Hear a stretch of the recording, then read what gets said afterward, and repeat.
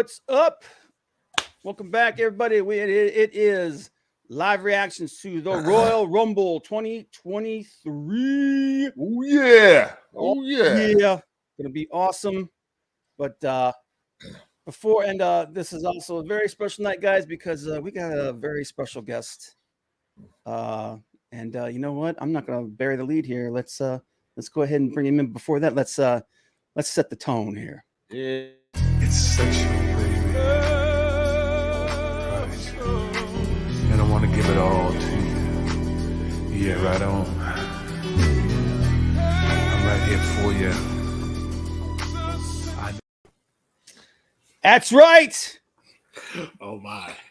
One of the OGs, the man who brought me into the Wrestling Council, the one and only Mr. Antonio Brice, our own personal sexual chocolate. Yeah, baby. I'm actually back. I can't believe it. I can't believe it, man. I've been waiting ever since we talked about this like a month and a half ago, man. I've been dying for this, man. And Boogie will also be here shortly, guys. Yes. He's finishing up. He's wrapping up on Talking Vols. But there he is. He's sniping us right now. Yeah, Rob needed some sexual healing. Yes, sir. Yeah. I'll tell you what, though, man. But welcome back, brother. I've missed you. Well, it's been what, almost 3 years, almost 2.5 years. Yeah, since that was it like the end of 2019. Yeah, it was like, because I'm looking at the logo. I remember when we all got together and created the Wrestling Council logo. And shout out to my main man Elliot Fernandez, who is still a very dear friend of mine, for hooking that up. And yeah, man, Boogie, it was like it was 3 of us, and then you joined, and there were 4. There were 4. So yeah, I'm looking forward to streaming with my better half, Mr. Boogie Bentley. But real quick, let's start and check everybody else here. Adam Huckabee said, "Talking Vols sent me here. Appreciate it, man." Aaron Duck said, "Vols family, yes sir. That's the pedigree, man. We came from there." Hicks Villain said, "Sup? What's up, Hicks Villain?" You know what happens when someone asks us, "What's up?" Sup? Sup? Sup? Sup? Sup? Hello. What's up? What's up? I've never been able to find that. I have to use that old clip because I've never been able to find that stupid thing ever. Like, I don't know how Boogie found that, but Sports Banner 38 said, "What is up, guys? What's up, guys?" For the Vol family, Yep. GBO. Yes, go sir. Big Orange. To that, I would say, go Bama. Bringing back the rivalry. Okay. Yeah. No, I was on there. Boogie had me on his channel. I remember, like a year and a half ago, and it was the Alabama-Tennessee game, and Alabama ended up winning the national championship that year, so it was great. It was awesome. So, yeah, they did. Hicks Villain said WWE brought in the wrong Hardy for the Rumble. We'll see. Yeah, but no, wait a minute. Before you go on, there are some rumors about who, because they have promised that there are going to be some surprises. Now, I am wearing my Matt Cardona shirt that I actually bought directly from Mr. Cardona, and he called me on the phone and talked to me because he was like, anybody that buys my shirt in the next 24 hours, he said, I will personally call you. And I went on the website and I bought this Matt Cardona shirt, and he called me and we talked for like 5 minutes, and he was so nice. There are rumors that we might get an appearance from Zack Ryder tonight. Yep. Which I know his wife Chelsea Green is supposed to be coming, but is she already back? She's official. I think she's officially signed. She hasn't. I don't believe. But she hadn't made an appearance yet. I was like, so yeah, the fact that his wife, who was introduced to him by Cody Rhodes and Brandy, they were at the wedding as well. I am hoping, and there was a interesting trademark a couple weeks ago that hit the dirt sheets that Matt Cardona trademarked some stuff that was known to Zack Ryder fans. So I am hoping that the Big Broski is going to make an appearance tonight. You know it, brother. So I'm like, I'm wearing my Matt Cardona shirt just in case he decides to pop up tonight. Yeah, there's a couple like that's one of the things I want to talk about as the show goes on is like who's like if you could choose who's gonna be your picks for the last 5 entries for the men's Royal Rumble. Ooh. Well, you know there is. Who is Pat McAfee? Yeah, I think it is. Yeah, it's Pat McAfee. Yep. I've missed him on SmackDown. I have to be honest. I have missed him on SmackDown. Yep. SmackDown has been good since Triple H took over, but I've missed. I wish Pat McAfee was there and it was still good. Yeah. No, McAfee. The guy that they replaced him with, he's all right. But Pat McAfee. No, it's still good. That's why I'm saying this has been SmackDown was atrocious. Matter of fact. That was another. I know I started getting kind of burned out. I had started losing my love for wrestling because the stuff that we were seeing, especially on Raw and SmackDown, when we were doing the wrestling counts, and then we'd have to come in and talk about. And I was like, me and Boogie talked about doing this podcast because we love wrestling. Mm-hmm. And so we're watching, and we're both sitting there before the show goes on the air, and we're going, did you like? No, bro, it was horrible. It was hard to get through them couple of hours and stuff. We kept saying the same thing week after week after week. Raw was a slog, man. Yeah. Raw was supposed to be the A show, and it was like the D show. It was bad. I mean, NXT was good, and then they started tweaking NXT, and I was enjoying NXT, and SmackDown was better, and then Raw was like, do I have to watch Raw? Dude, I'm like, what was it for? Like, when AEW first started, for like a year and a half, NXT was the best thing that WWE was doing. Yeah. The SmackDown was terrible, Raw was terrible, NXT was solid. Yep. They had Adam Cole on there. They had what was it? Glorious? I can't remember his name. Bobby Roode. Yeah, Keith Lee. Yeah, they had it. Everything that I thought on NXT was really, really solid. And then even you look at the history of, Sasha Banks or Mercedes Moné or whatever she's called. No, but the women's division, like that big women's revolution started in NXT. Yeah. Yep.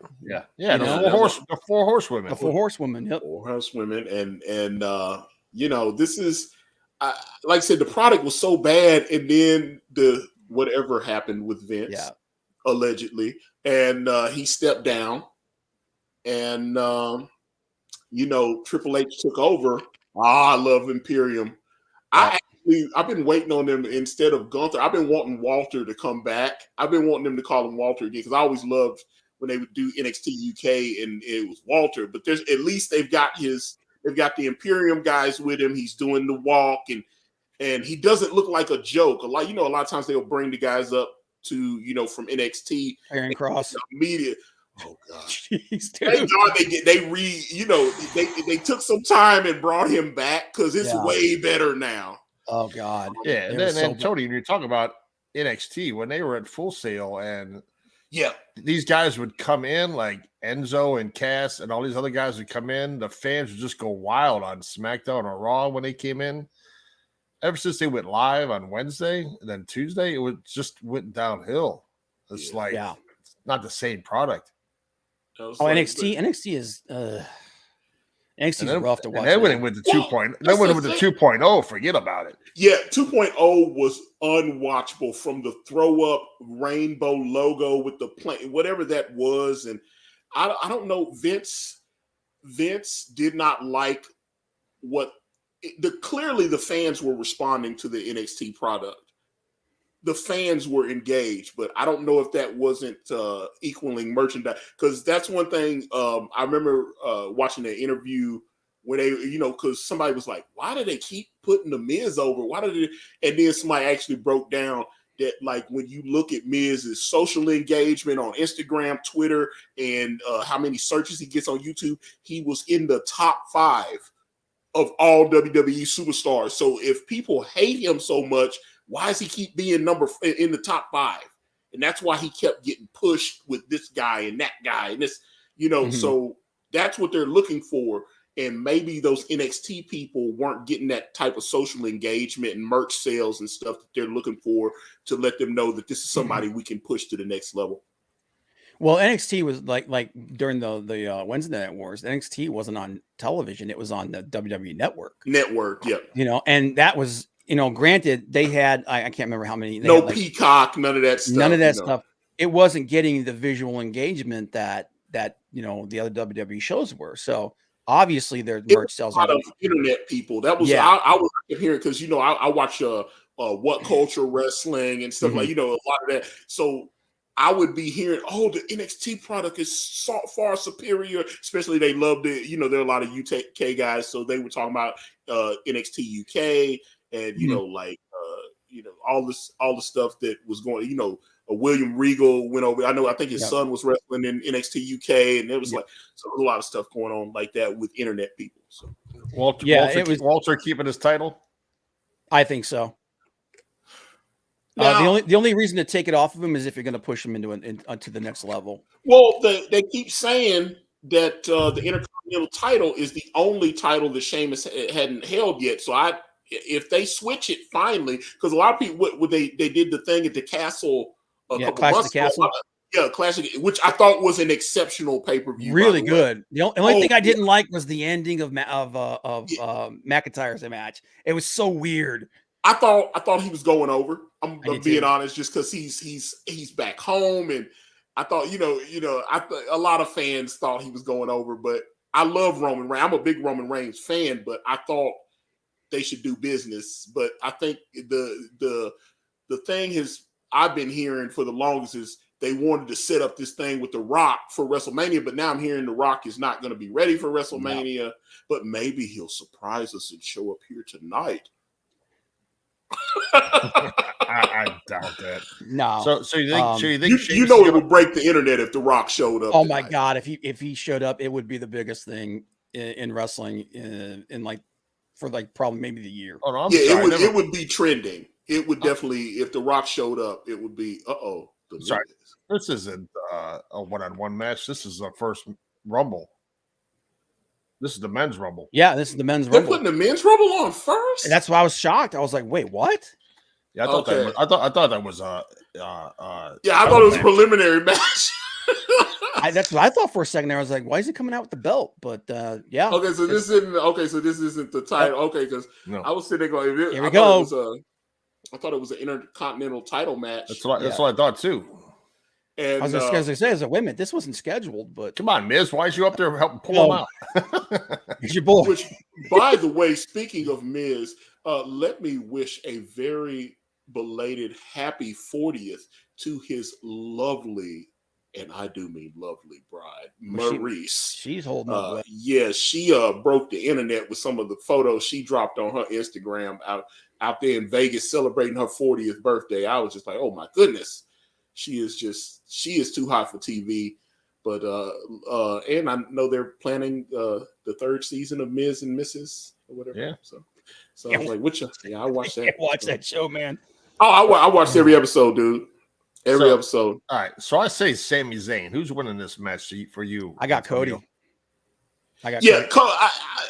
Now that being said, so many people, all the Mark wrestling channels and all this kind of stuff, they've all said it's obvious to set up Cody so that he can face Roman Reigns at WrestleMania and possibly dethrone him.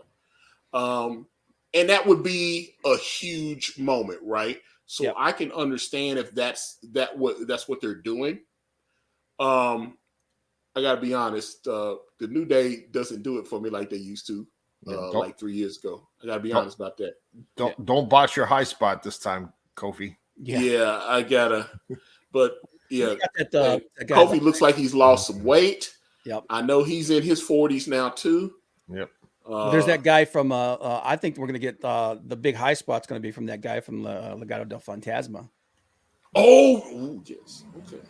Plus, you also have before WrestleMania, Antonio. You have Elimination Chamber coming up, which could be for a title shot as well. Yeah, but this is one of the big four though. So if big stuff's gonna, not to mention they're in Hollywood this Yeah, year. that's the big, and I think that's a big reason why. I think we had. I don't know if you watched any of the streams we did before.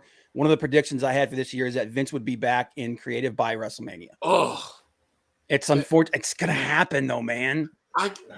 Dude, you know it's gonna happen. Whether you agree with why Vince wasn't, why he stepped down his chair, or not, it is undeniable that the product got 150% better when he was gone. So You're fired. hey, That's what he's doing to everybody on the board that talks bad about him, man. He's like, you're gone, son. Yeah. So, Yeah, it's unfortunate, but I think it's going to happen. Like, especially with it being in Hollywood, there's no way he's not going to have his hands on that. I kept saying, even if he doesn't have his hands in it, he's going to make a special appearance. Yeah.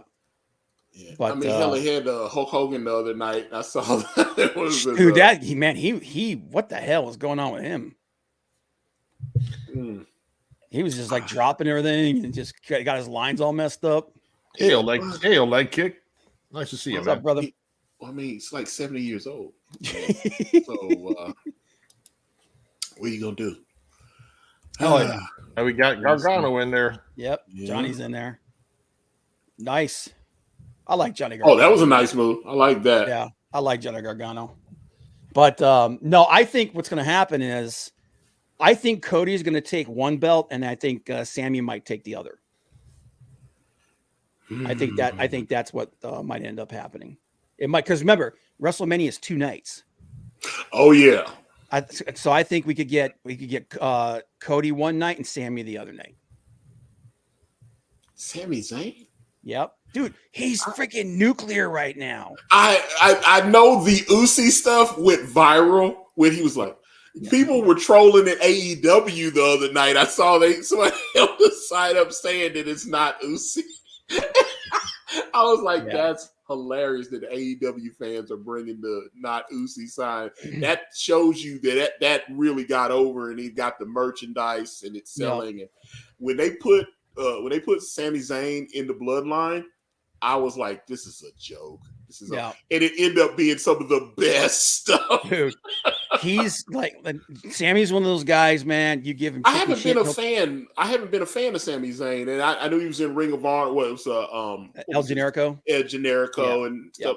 And I mean, he can move. And in some of the matches he's had with Kevin Owens, I thought were really But he, in the last couple of years, he had that match against Johnny Knoxville last year, which I thought. And I know Jim Cornette kind of crapped on it, but I thought that stole the show. It was entertaining. Yeah. It was way better than I thought it was going to be. Yeah. I said, this is going to be awful. And it was fantastic. They had great spots. I always loved Jackass when it was on TV, on MTV. And I watched all the movies and stuff. And I was like, I always loved that whole cast of Jackass. And so Johnny Knoxville, and I hear the music coming out, and he comes up, and I was like, this is gonna be a train wreck. And Sami Zayn they had all that stuff with what's the Latino guy, the Bad Bunny. I thought he was, they've really been, and I've been hearing they're trying to get that he's coming back again. He might be, that's one of the he's like one of the possible entries in the Royal Rumble tonight. Yeah, because you could tell he's a real fan. You can tell he's a lot of these, like when Jay Leno was in WCW and stuff, and that was some of that Xavier stuff. Xavier Woods looked like he'd been hitting the gym, man. Yeah, he does. But no, like Sammy's one of those guys, you give him chicken shit, he'll turn it into chicken salad. Yeah, and what the hell? Okay, this took a weird turn. Yes, thank you for the kick. Okay, because I was like, let me just punch this dude. When they did that, I was like, okay. Yeah, no more Miz. Damn. Now, I am very curious now that I just saw that to hear Jim Cornette when he breaks that down. If he mentions it, I'm going to absolutely love it. Oh my.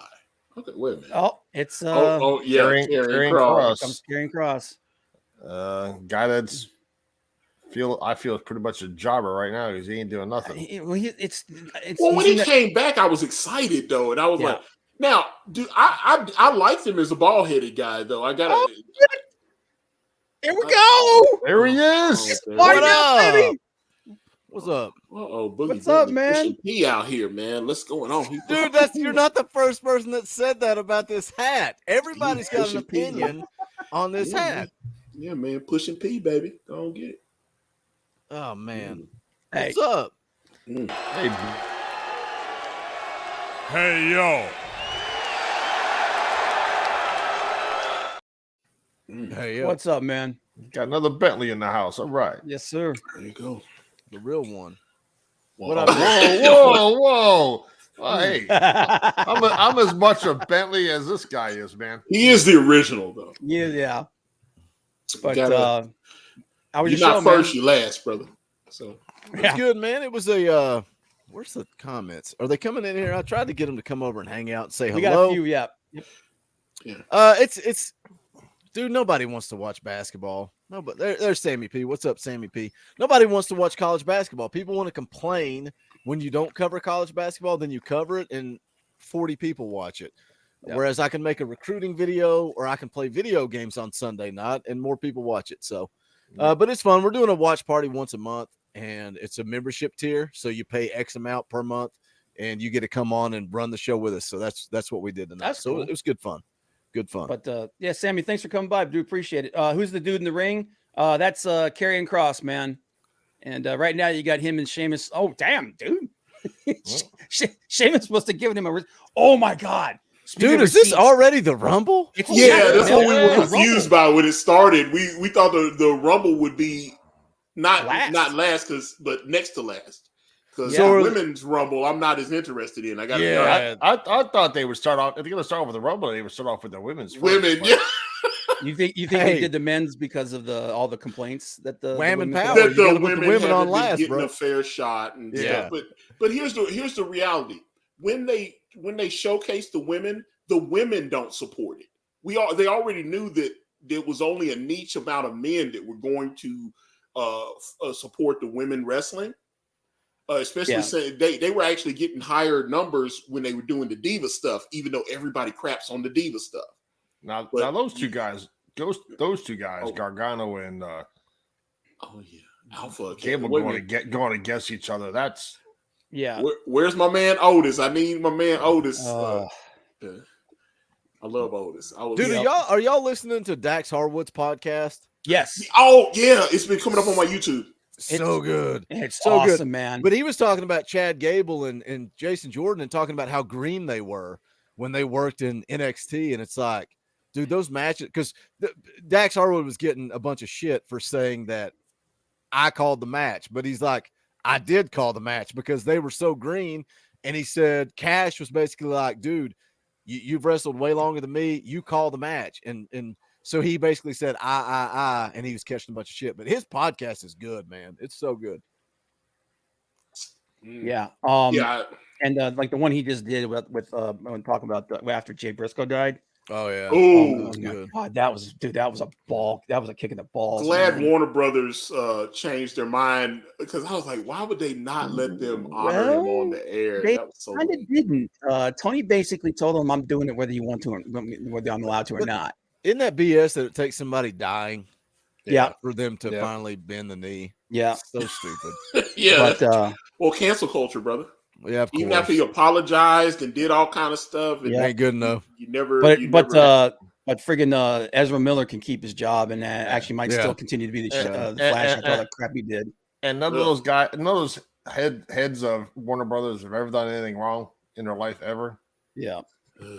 But and it was just one dude. It was only one guy on the board of directors for Warner Brothers that was doing it.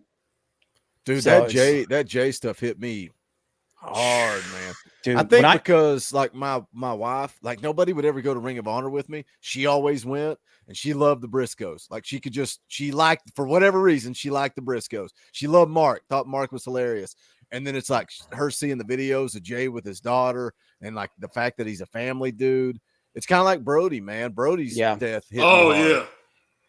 yeah. With Jay, man, like I couldn't believe. I was like, you know how people do that stuff with like RIP Joe Rogan and stuff like that when you're in streams and stuff like that. It's like, this has got to be a joke. Yeah, you know. And I found out that through some other people that they'd canceled the school and everything because of his daughters, and I was like, oh my freaking god, man. Yeah, in that little town, they're like gods. The Briscoes are like gods in that little town, and everything shut down. And his wife has a pretty big position in the school system too. So and there you go. Talk about wasted his time in there. Karrion Kross gone already. Yeah. Although I will say they've definitely booked him better since his return, but I liked his look better with the bald head. Mm-hmm. I'd like Bald Karrion to come back, but I'd like them to push him I thought he was going to be a world champ. You know, him, Austin Theory, these are the guys I'm looking at for the next generation. And I mean, Karrion Kross he's almost 40 now. So, I mean, you got to kind of, you got to strike while the iron's hot. Yeah. When he came out of NXT, he was so hot. Like, and they ruined it. They turned him into a gimp. And just like Keith Lee, they ruined it. And, oh God, dude! I think AEW kind of ruined it. Keith Lee too. A lot of people's like, finally, Keith Lee's gonna get. Never mind. He needs. I'll tell you right now that's something we were talking about on a show, and it's just Tony doesn't know how to book big guys. Yeah, Brian Cage is useless. I heard his contract came up in a couple months. I was like, there were some rumors that once his non-compete or whatever is up, that he was going to end up here. And I wouldn't be surprised.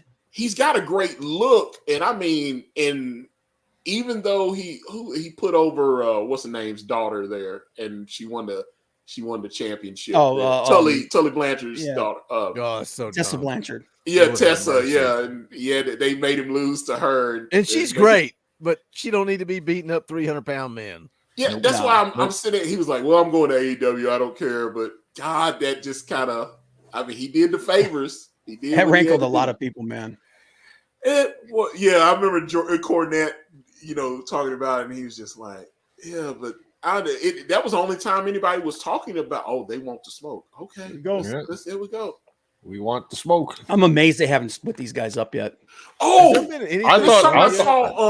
I saw this on What Culture, and they were talking about if there was a chance the MVP brought back Hurt Business, not to bring the same guys and maybe bring them in. I would. That would work.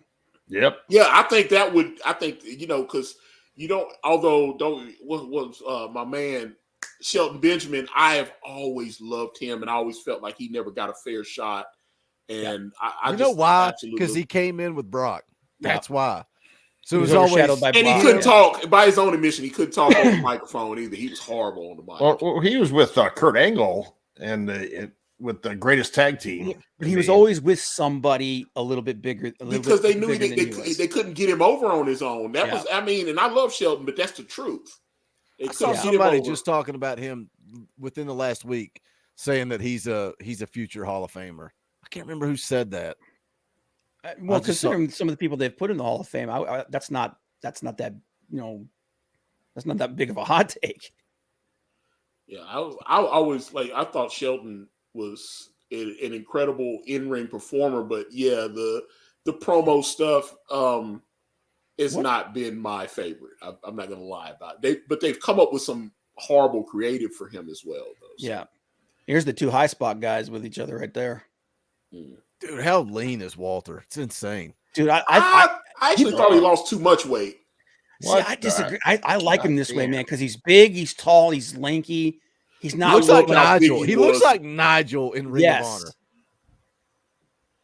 But I thought I liked him bulky like that, but I have to be honest. He, even though, like I said, I think he lost too much weight. I do like the way they've booked him strong, and that's one of the things what we were saying earlier. They bring the NXT guys up. Oh, here we go. Here we go. He ain't winning because there ain't no way he's gonna go all the way to 30. Hold up. I know Jim Ross isn't here, but business is about to pick up, folks. Who's winning? Have you guys talked about who's I winning? think it's Cody. It's Cody. I think I it's said Cody. I said Sammy. It's Ooh, one I of the would two. love Sammy, It's but either it's gotta Cody be or Sammy. Cody. Sammy, was Meltzer. Was it Meltzer and Alvarez talking this week that Yeah. Sammy is basically Bryan Danielson when he Yep. hijacked the Rumble? Yep. Well, here's the thing, though. I don't know if you guys watched any of the pre-show. Roman told Sammy, "I want you by my side all night." So unless Roman comes out to the ring, Sammy's not going to be in the Rumble. So Did you see that shot? Bro, that, just no that sells everything. That Kofi Kingston took when he went out the ring. no, I didn't see it. Yeah. His head smacked right on the side of the announce table. Well, Kofi's like John Cena. You can't see him. And that's the truth. So Brock's just going to suplex even everybody. when, Kofi Kingston was probably my least favorite WWE champion until Big E became WWE. Ow! Really? Dude, when Kofi won, I was don't get me. That was a great moment. I love Kofi, but his reign as the was champ, stale. It was bad. yeah, It was him about the getting win, champion, not the run. No, when he won, I was like, yeah. Yeah. And then I was like, okay, It was awful. We got to find another champ. Yep. That was, you know what that was? That was Vince going, again, Vince hating that somebody got You themselves talking over. about he did a Lex Luger on him? Yep. Because Jim Ross said that like, he thought Lex was the guy, and then did some house shows, and Here we go. Here we go. Sometimes that's okay, man. Build up and let that guy have that moment. Like that Kofi moment was huge. Yeah. And then just pass the torch. Let somebody else take it. but he'll never be champ again. No. And, Nope. And Nope. I'm not gonna cry about that. So because that's why I was like, yeah, he did a Lex Luger on him. Who we got? Almighty. Oh, Yeah, now we got the big hosses slapping meat. I love that Bobby Lashley is getting booked really well the last few years, and he's like 45 now. Yeah. I was like, I was a big fan of his when he originally came, but he couldn't talk. Yeah, he bores me to tears. Yeah, and his voice doesn't sound for that physique and everything. He just doesn't. We got all Mike the big Tyson. guys in there, man. Freaking Uh-oh. Drew's in there. Yep. Knew that was coming. Gargano's the only little dude in there. Yeah. I was saying that I was thought they were terrible. gonna let. God, that I was thought bad. I was like, if they let Bobby Lashley put That- out Brock what the hell? Lesnar, the place would go insane. Oh man, What's he going to the side for? Ooh. Bobby, with all of his spears, he was like soft. He was like going soft on his spears. Yeah, because he's waiting on. They do, he's waiting on the setup. Yeah. Oh. I just called that. He did call that. There you Antonio. go. Now Yeah. Lashley's got to be about to get eliminated to set those two up. Yeah. Right? Something's got to happen. Think how much money Lesnar got paid for that. Oh, dude, he Lord probably have got paid $1 mercy. million just to show Yeah, up. he won't show up for less than $1 million. That's Barely all broke we're a talking about. sweat. Yep. It's like, and Oh, here on we some go. matches Here they're we saying go. that he wants Uh-oh. $3 million. Shit, Lord have mercy. So who's the big surprise? Like the big surprise for this? We haven't had any surprises yet, but like I said, No. I mentioned there were rumors that Matt Cardona might pop up on this, which I'm really. Oh, here comes Rob's Oh, favorite. God. What's his name going to be? Is it going to be Rob's Zack Ryder or Matt Cardona? It'll be Zack Ryder. It'd be Zack Ryder. Think so? Yeah, 100%. because Vince owns that still. God. Damn, Lesnar. You know, popcorn, I'm man. wearing my Matt Cardona shirt. Woo woo woo woo woo. You know it. Cody to win? I think so, Sammy. Oh, that's your favorite. yeah. Okay. I'm all good with Brock killing him, dude. I have literally when him and JBL show up on TV, I'm just like, well, it's time to go take a crap. It's a black hole, man. Does he have what they call X-Pac heat with you? Seriously, dude. I'm like, Which, by the way, X-Pac's podcast is very good. I haven't heard it. I haven't listened to it. Oh yeah, his podcast is. I was surprised. I listened to a couple of clips on YouTube, and I was like, this might be something I would be listening to on a A lot of regular. those dudes milled out in their old age, man. Yeah, he's got great. Obviously, he's got all the connections to the clique and the whole. He's got a lot of great stories. He kept wrestling, even he was able to talk about the China stuff, and I mean he's really and he's talking about the AEW stuff versus the he's got some really interesting stuff on his podcast. So I was like, okay, that's why he's building an audience. His videos are getting good numbers. So. Zach, no, the Roman versus The Rock. Rock said he couldn't get into shape. Yeah, that's what. Well, he said that, but wouldn't it be funny if The Rock showed up? Yeah, because they're about to drop the new Shazam movie. He's producing that. Yeah, and then All right, I gotta ask you guys, what do you think about this Seth Rollins character? It's the Joker, right? I can't stand it. The last few Seth Rollins I haven't really been a fan of. I got to be honest. No, the last time I thought he was awesome was Kingslayer. Yeah, before he got married. Yeah, I think. But hasn't he always just been a great hand without a gimmick? Yeah. Okay. And people were talking about the success story of the people in Shield, and they was like, clearly Roman is the number one. You'd have to put Seth as 2. I think you got to put Moxley as 2. I mean, how many world champions has Seth had?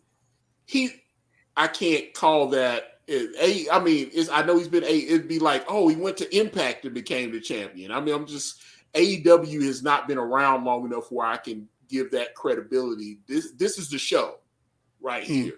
Okay. WWE is the show. WrestleMania. If he went to Japan and became this, and I was like, okay. I just think when you talk about who's as far as their status in the company, Moxley is like at least number 1, number 2 in friggin' AEW, because that guy Mox carried. Yeah, but in AEW, carried that company. COVID era. No doubt. But going to AEW definitely helped him. Yeah. Oh yeah. You got to be happy about that, Rob. He brought him Seth in. Went instead of Mox, Seth would have carried the company too. Yeah. I think I would love to have seen. There we go. There's my guy. There he is. Do you think he's back? What would have been really cool if he came out with Mandy? I know they fired her, but the stuff she was doing in the toxic attraction stuff, and I saw some of them photos that leaked up from her OnlyFans. Oh my god! Yeah. And you know what? And honestly, I saw some of the ones that were leaked from the OnlyFans too. They're not that bad. They're just like I was like, okay, she showed her. Okay, yeah, okay. Yeah, I mean, what's funny though, she finally got over. She's useless, and she got over. And then she was selling merch. She was actually selling. She was like the hottest female in NXT and selling more than several of the men they had over there. She was reinvigorating the women's division in NXT. Yeah. Yes. She got over. She got over big. And that faction of hers was pretty dangerous or pretty deadly? Oh, Toxic Attraction. Toxic Attraction. There's the other one. The other one thing. But they're saying that those two are going to be called up to the main roster, and they may they might be there tonight.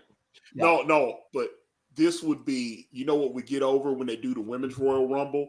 If Mandy Rose is back. Yeah. I know she ain't gonna be there, but that would be it. The internet would go crazy if they forgave her and let her come back. It depends. With Vince there, who knows? Yeah, Sammy P. Corbin being jobbed out. It would definitely get a reaction. Yeah, if Mandy Rose is back in the Women's Royal Rumble, it would get a reaction. Yeah. I'm gonna call a spade a spade. This Rumble's boring as hell. Yeah, so far it has been. Yeah. Yeah, but Sammy P. Corbin's just being jobbed out because all he does is with JBL. Nobody cares about him, and the only time he really is there is somebody beat up Rey Mysterio, or when he's in a poker game. I don't have enough booze for this. I'm almost out of alcohol. No. I'm about to switch to Gatorade. Oh man! Now I'll tell you what. The person that I hope shows up because I think they need to build him up. What? Oh, I thought Lashley was about to throw him out. I was like, there we go. A reversal of fortune there. Yeah. Okay. Oh, is this an indication of Seth maybe rising back up the card a little bit? There has been some indication in the dirt sheets that Seth is about to get another run. I wouldn't be mad at that. Yeah, I wouldn't be mad at that either, because especially on Raw, he's the best one. There. What if Tucky came back? Oh my god, dude! And then like they reformed Heavy machinery. Yeah. Where is he? What happened to that dude? He just fell off the face of the earth, he didn't man. do anything wrong. It's just that they did the budget cut thing on him, and they weren't making a ton of money for the company as Toxic. As Heavy Machinery. So they were like, okay, we like Otis, let's get rid of the other guy. And that's just. But I thought Tucky was the better talker. Oh boy, here comes Dami. I'll tell you what, I like everybody else but Dominic in freaking what you call it? Day. Judgment Day. They've done a good job of rehabbing Judgment Day, but I swear to God, man. The teardrop tattoo, he's grew his hair longer.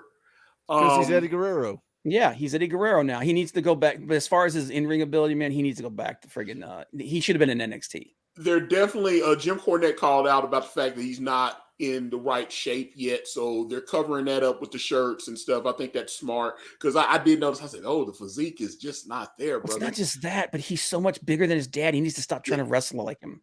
Yeah, and hard time. Yeah. I will say though that the whole thing about him doing a hard time was hilarious. Yeah, and especially when Miz was like, talked about this years ago on here. That he should have gone to NXT. Yeah, brought him right to the main roster. It's like, all right, go get him, kid. It's like, what? And clearly, the Steiner son is the one that should be getting called up. I would be. That's one of the guys I said I wouldn't be surprised if he shows up tonight. Yeah. But I want him to be a Steiner though. When they call him up to the main roster, he's got to be a. Because they did the table for 3 or whatever. They did Steiner. I was like, dude. They did that table for 3 or whatever, and actually, was like, hey, he's actually, the son, and all this. So I'm like, come on, man, you got. He looks just like his freaking dad. Dude, you gotta call him. You gotta be a Steiner. If you're gonna bring him up and put him in the Royal Rumble today, he's got to be one of the last 4 or 5 guys left to bring. Otherwise, you're just wasting. Remember when they brought Keith Lee up to the Rumble the first time a couple years ago, and they against Brock. Yeah. And everyone was like, "That's awesome!" And then look what they did with him.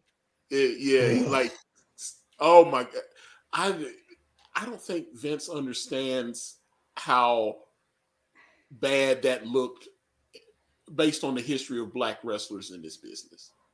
It was bad. It was so bad. He's like, "You're big and black. We're gonna do this with you," and that wasn't Keith Lee anyway. Because Cornette's always goofing on his voice and whatnot. Yeah. Oh, we're gonna walk with Elias. Oh, geez. So glad this is another dude. Is it 30 or 40? How many guys? 30. Lord have mercy. Yeah. They did do a mega rumble with like 40 people. Yeah, 40. I remember they did a mega rumble. I was like, it's supposed to be 30. Here's the top the people that I think could make like a surprise appearance tonight. Dragon Lee, because he just signed that contract. Oh yeah, and Cordona. Well, that's what I'm hoping for. Cordona, Bad Bunny, which is like, Lord have mercy. What the? This is why I don't watch WWE Nick Aldis is is a long shot. I think he's going to AEW. But, I think because Vince would see him as a small guy. Yeah, but he's Randy Orton, a ton of wrestling talent. Randy Orton. I can't see Orton. I can't see Orton. I can't see Orton either. But that would more be great. Than is Matt Riddle. All of those are lame as hell. Yeah. Another one is Edge. Remember when the Rumble was fun and they would have old school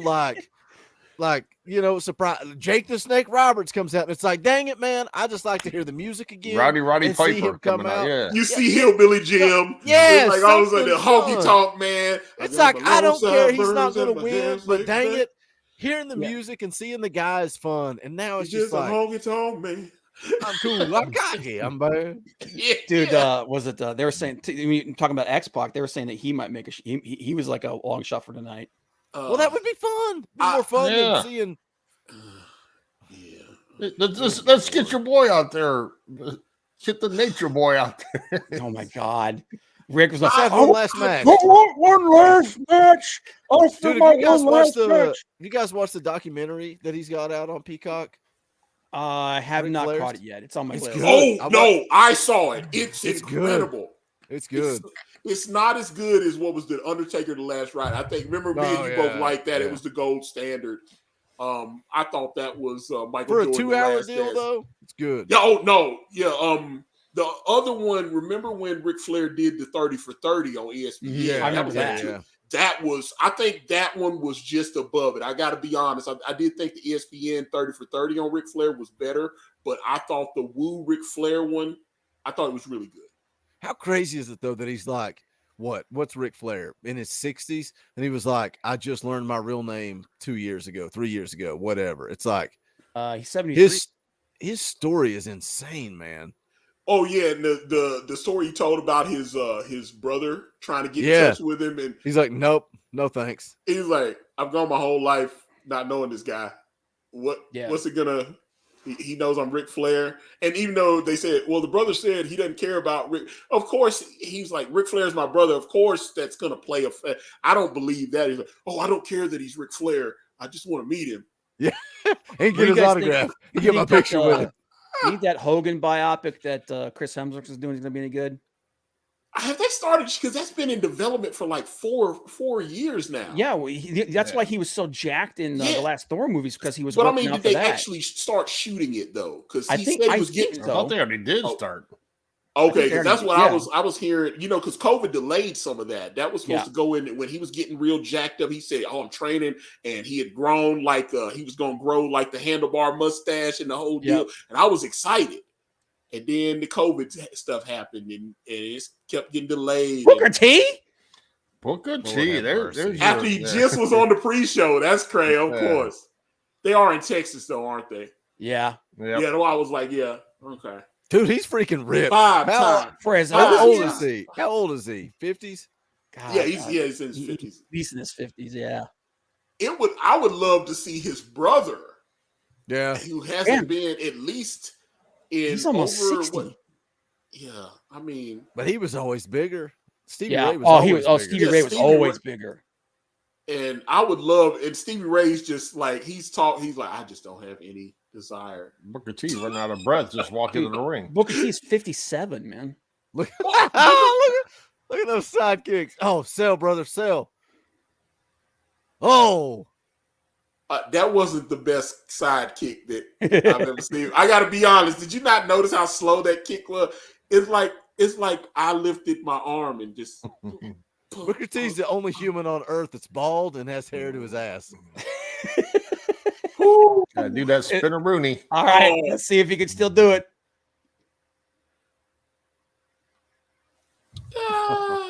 This is okay. All right. Okay, and here comes Gunther. Gunther's going to kill him. Because I noticed they did the wide shot and Gunther's just sitting there waiting on his spot. He's like, okay, let him do the spinner Rooney. And then, okay. My God. Okay, that's Booker T's the first cameo, the first surprise person. I'd rather see that than some idiot like Rey Mysterio's kid. Yeah.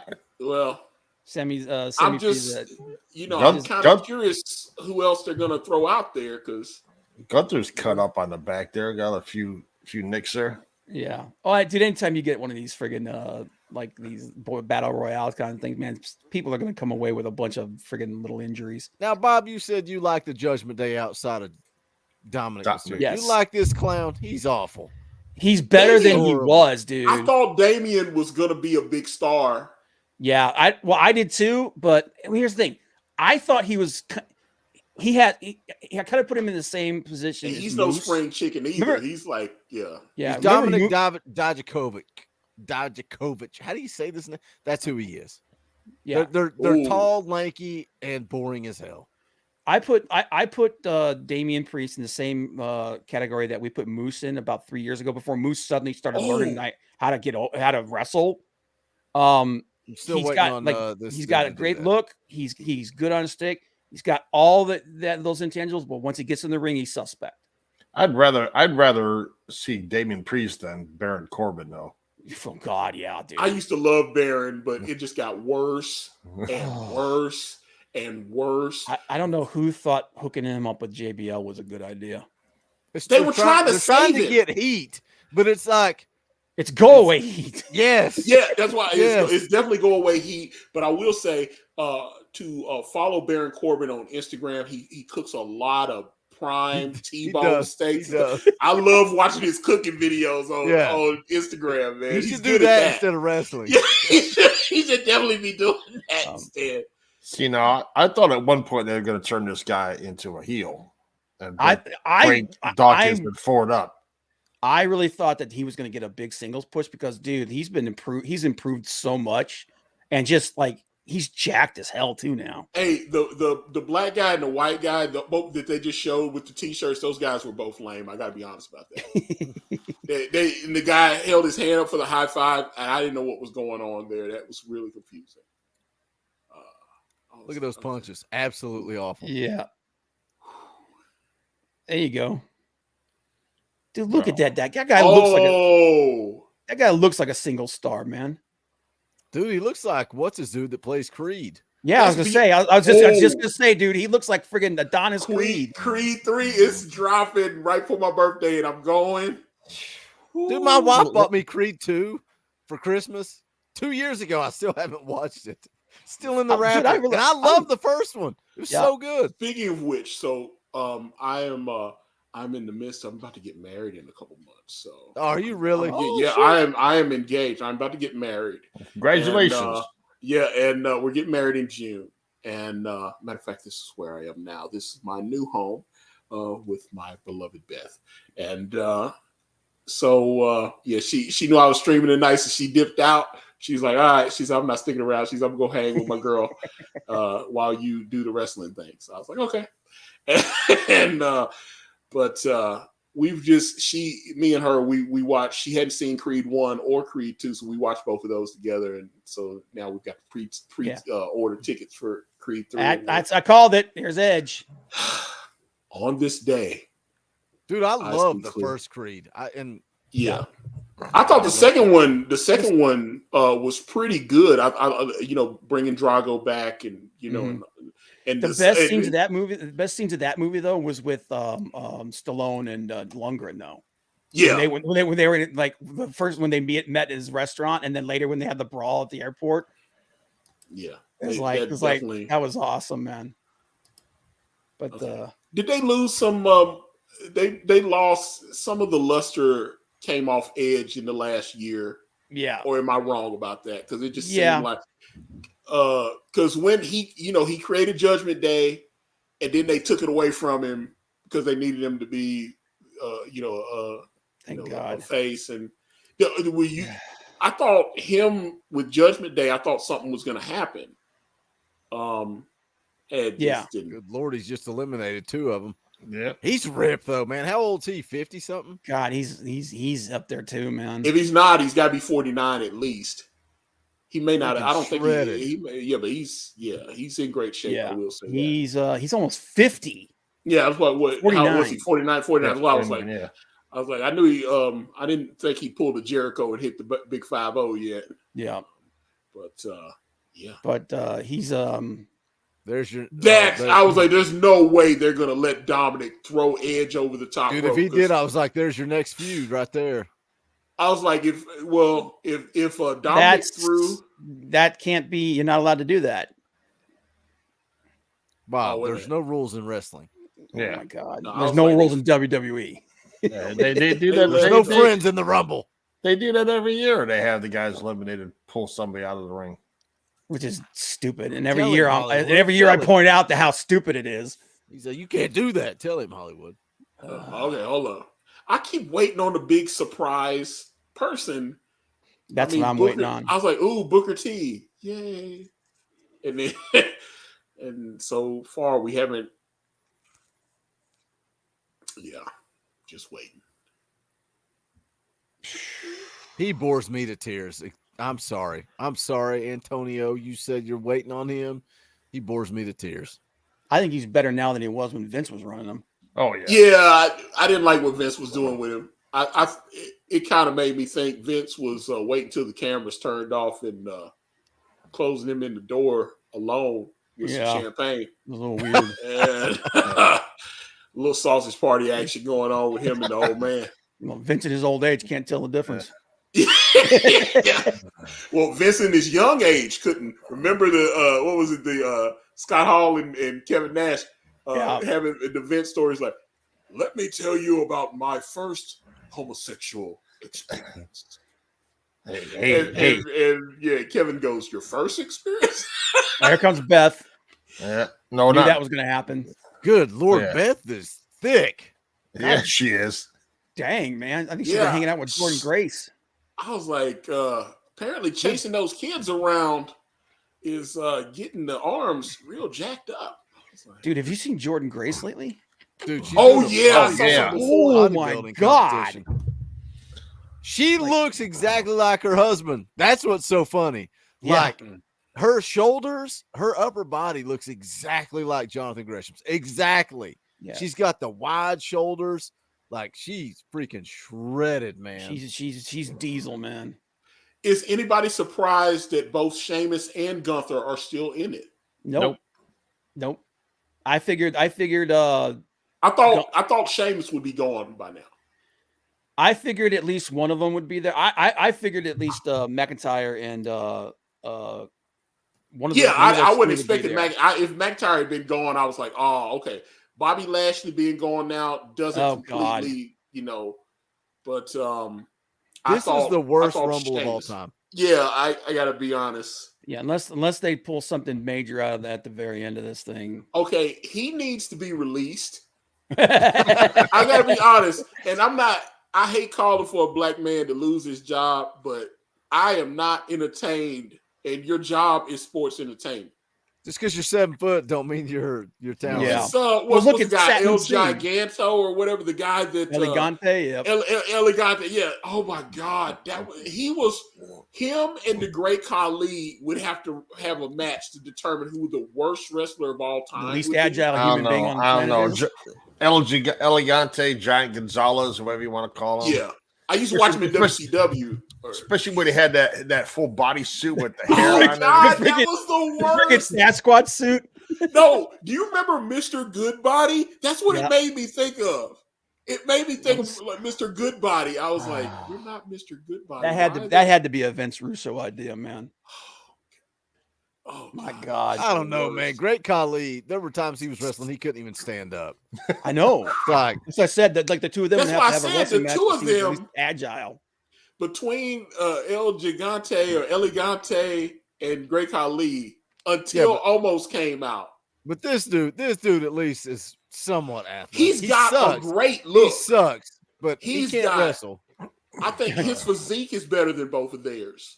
Oh my God! But he just has no wrestling ability. They've clearly tried to teach him a couple of the big men. Every big man's got the choke slam, the little, the couple of big man moves because he can't be doing all that stuff. Yep.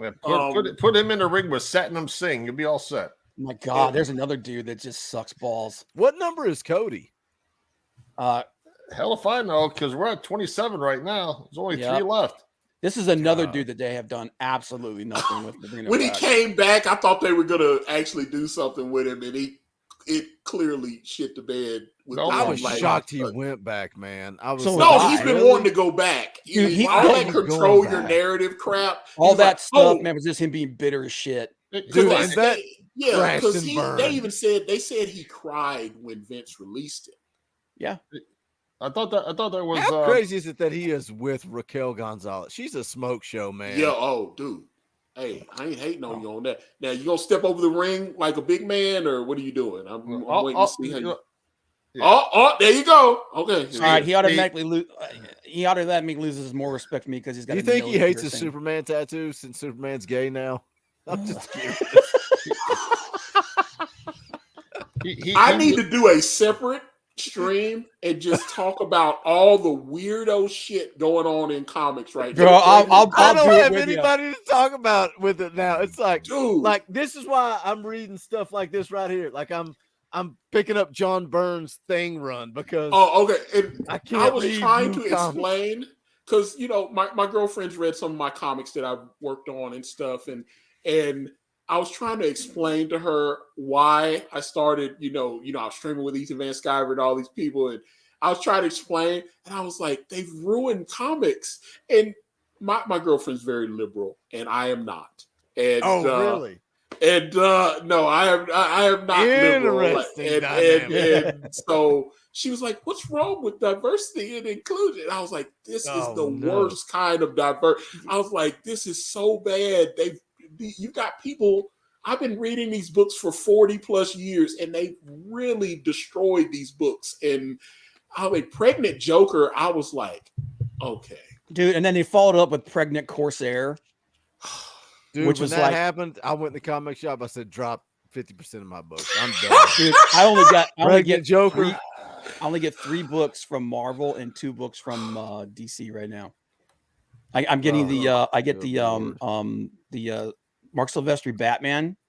That's good. That's good. The artwork in that is next freaking level, man. Oh my god. I kind of thought my old friend Kanan was going to get to do a variant on that, but he did not. I was like, but he did. DC had hired him to do some Milestone pinups. He got some published Milestone stuff, and he loved Milestone. So yeah, he did. He got Milestone, and he got the Marvel cover to Wakanda 5. Okay. So he got that. I guess they're waiting for Cody to get his John Cena pop at number 30. Yeah, because I was like, this. I gotta be. I have to double on what Boogie said. This has got to be one of the worst. It's pretty bad, man. We're talking about comics over top of it. Yeah. I had the most fun in the last 2 minutes than since I came onto the stream. Oh my god, man. I mean, except for the choo-choo noise with Braun Strowman, he's the same as he was before. Yeah. Running around the ring doing this, and I'm loving though not doing comic casts anymore and being able to read old school comic like Mark Waid. Everything I'm interested in is like older stuff from when I was, what was that? The Chuck Dixon team? Was it the thing he did over at Image 7, Team 7? Oh, Team 7, yeah. And the old Robin miniseries that he wrote. Chuck Dixon's Robin miniseries was fantastic. Oh yeah, and I was like, that's my boy Tim Drake, man. You mean the real Tim Drake? The real Tim Drake. Yeah, before he started questioning his sexuality. Yeah, I picked up the first volume of that, and I've read about half of it. Yeah. It's weird. What was that? Like the only series I follow from Marvel right now. There's 2 of them. And then there was another one that I think was just picking up for the other, but I was picking up Strange Academy because it was Humberto Ramos's artwork, and Chip Zdarsky's Daredevil run, which has been really good. Really good. Really good. That's really good. That's like the best book that Marvel's putting out, period. A lot of that X-Men stuff was selling really well, but they were really like House of X and this and that. And this F that. It was getting... I was like, dude, you guys. Well, they even wrecked that. Like I read House of X and Power of X, and it was okay. It was like I don't like the whole ethno state thing. Yeah. But Hickman is a guy who knows how to write. Yes, but as soon as it got any traction, they started injecting their crap into it, and that's why he left. He quit. He was like, he said when he came in, he said, "You're not going to have to read 42 books," and that's exactly what they did. Is you've got to read 42 books. There goes Sheamus and McIntyre. Yep, back to back. Yeah, well, like I said, I expected Sheamus to be gone way earlier than what he was. So, oh Lord, have mercy. Oh my God, dude! I know I will give this dude credit. He put on a much better match than I thought he was going to. Yeah, I have to give it up to him. He's like Stephen Amell. He actually is good. But as a dude, I think he's a dick. Yep, I agree. Which, 100%. By the way, the second season of Heels, I know they're shooting now. I saw on Stephen Amell's Instagram. That's a good show. Yeah, I enjoyed Heels. The numbers were awful on it, though. I got to be honest. There were talks that Starz was going to cancel it after the first season, and they took a chance and renewed it, which I was really glad. The season finale got like 350. Yeah, well, who the hell's watching Starz? Yeah, but they didn't really advertise it very well either. You Nobody's watching Stars. No, It's but like- they got the $4.99 a month, man. It's not bad. They got all kind of stuff on there. They got Everybody but beating who's on what? Logan But Paul. who's what? It's like Robert Kirkman, Outcast. That's a Yeah. great comic book. on That show was great, and then it Yeah. just died because it was on. What was it on? it was on Cinemax. Yeah. Who the heck? But you can watch it on Cinemax. HBO Max now. They had it on HBO Max, so you got HBO Max. You can stream that stuff. But the Stars Network they have the Spider-Man movie. They got Spider-Man Homecoming. They got Spider-Man No Way Home, the extended version that has the interview with Tobey Maguire and Tom Holland and Andrew Garfield right at the beginning, and it's got like extra 15-20 minutes of footage. I'll be right back. So you can watch that on the Stars Network, and then they've got all the other little shows. Well, Yeah. so I guess they're waiting. I guess all the surprises are going to be in a women's match, huh? Yeah, because I gotta be honest, this is not the business, bro. I got to be honest about that, and I'm not. Cody's going to come in and win, and it's like, okay, cool. And I love Cody, but whatever. Yeah, I think they probably should have had, if they're going to bring Cody in, they should have just brought him in, say the 20, 25, made him stay in there and let people see him, and then, to build it up, and then obviously he goes over at the end. So. Booker T was the only Oh my surprise, God! right? Did you see how bad that looked? Braun he's clearly talking to him. Oh, hey man, do this. And I think the camera guy cut in on him too early because you clearly see him talking to him, and I was like, oh God, that's bad. It's a little too much smoke there, just a little too much.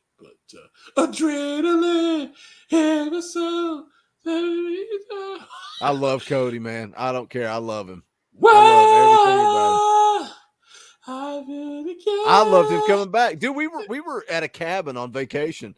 I told my wife, I'm like, I'm getting Peacock and watching freaking wrestling tonight because I got to see Cody come back.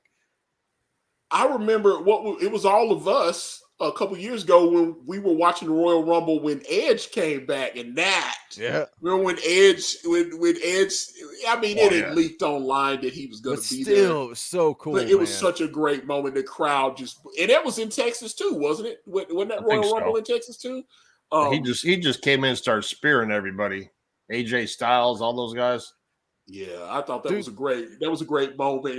I just got choked up. And what was my other favorite moment from when we were doing the Wrestling Council? We were watching Money in the Bank and Otis won. Remember, you took the clip. Clip because we were all shocked. I was like, oh my God. And you had a great clip of all of us reacting to it, because nobody expected it. It was like, what the heck? Because they had been dumping on Otis and giving him the cheesy storylines, and then they were doing they had just started the Mandy stuff, and I was like, oh God, this isn't gonna work. And then Wasn't Mandy that the stuff same one where was it Rey Mysterio that got thrown? It looked like he got thrown off the building.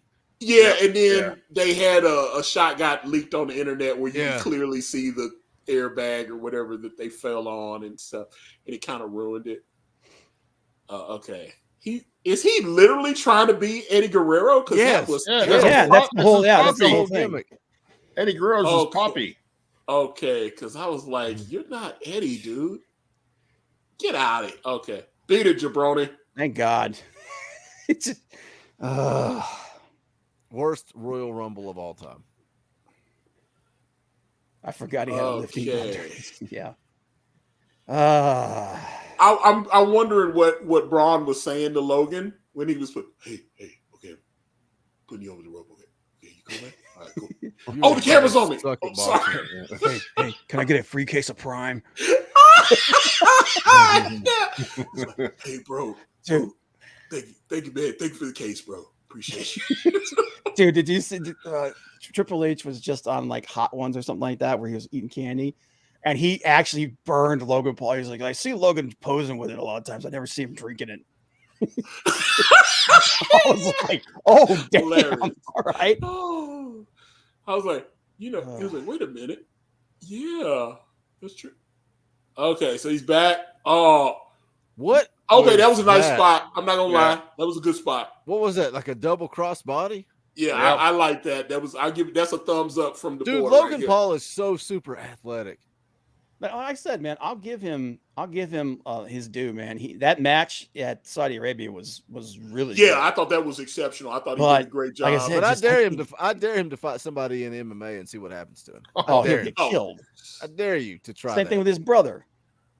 Well, I'd like to see his brother just fight a real freaking boxer. Hold on. Is Ricochet gone? Is Ricochet? Okay, But do you need to fight a real boxer when you're making millions of dollars to fight? Oh no, and that's Tomato why cans? he's doing it because people are freaking shelling out millions to watch. That's him. what you got to give them credit for. They're marketing geniuses. Oh yeah, 100%. Like I don't begrudge them their success. Okay, Mr. Strowman has been retired for the evening. Okay. So who is Cody going to wrestle at WrestleMania? I kept saying Roman. Yeah. Cody and Roman. But they could start. You remember him and Seth had started something before he got injured, and then so maybe they could pick that back up because. But he's going to have to go after a champion, though. Yep. Is it going to be Seth? It's going to be him and Seth again. I mean, they've already wrestled 3 times. No, it's got Seth would have to beat Roman Reigns for the belt. What if Theory wins the Rumble? I would be disappointed. I would feel like make it even worse than it's already been. It would feel like this is Otis all over again. Oh wow! I thought that Otis winning the Money in the Bank. At least that was fun. No, it was fun, but that was the most anticlimactic. That was what was the guy? I can't remember. Mr. Kennedy. When Mr. Kennedy won, he was about to be the champion by his own admission. They had worked it out. He was going to be the champ. And then the drug stuff happened and he started getting in trouble. So then they had to have Edge. And Edge admitted that ended up saving him because his creative, he was starting to get hot right there. So he he tricked him out of the Money in the Bank contract. He goes on, he's the rated R superstar, but has this incredible run during SmackDown's prime. And here's your Seth payoff. Yeah. So, which is weird because isn't he's going to get like Roman. the number 2 babyface now? Who? Seth is like the number 2 babyface now, isn't he? Behind Bray Wyatt. Behind Bray freaking God, that's such a dumb idea. Man. Clearly, I fast forward through way too much Raw and SmackDown. I don't even know who's a babyface and who's a heel. It doesn't matter. And I'm still calling him Walter. So yeah, dude. Yeah, that's why I told him they should just go back. He let Austin Theory have his name back and let Matt Riddle have his name back. Yep. And so I was like, I don't know. Vince is weird, man. It's like, you're not Austin Theory. You're just Theory. You're just Theory. Yeah. It's easier. It just rolls off the tongue faster. You know what I'm saying?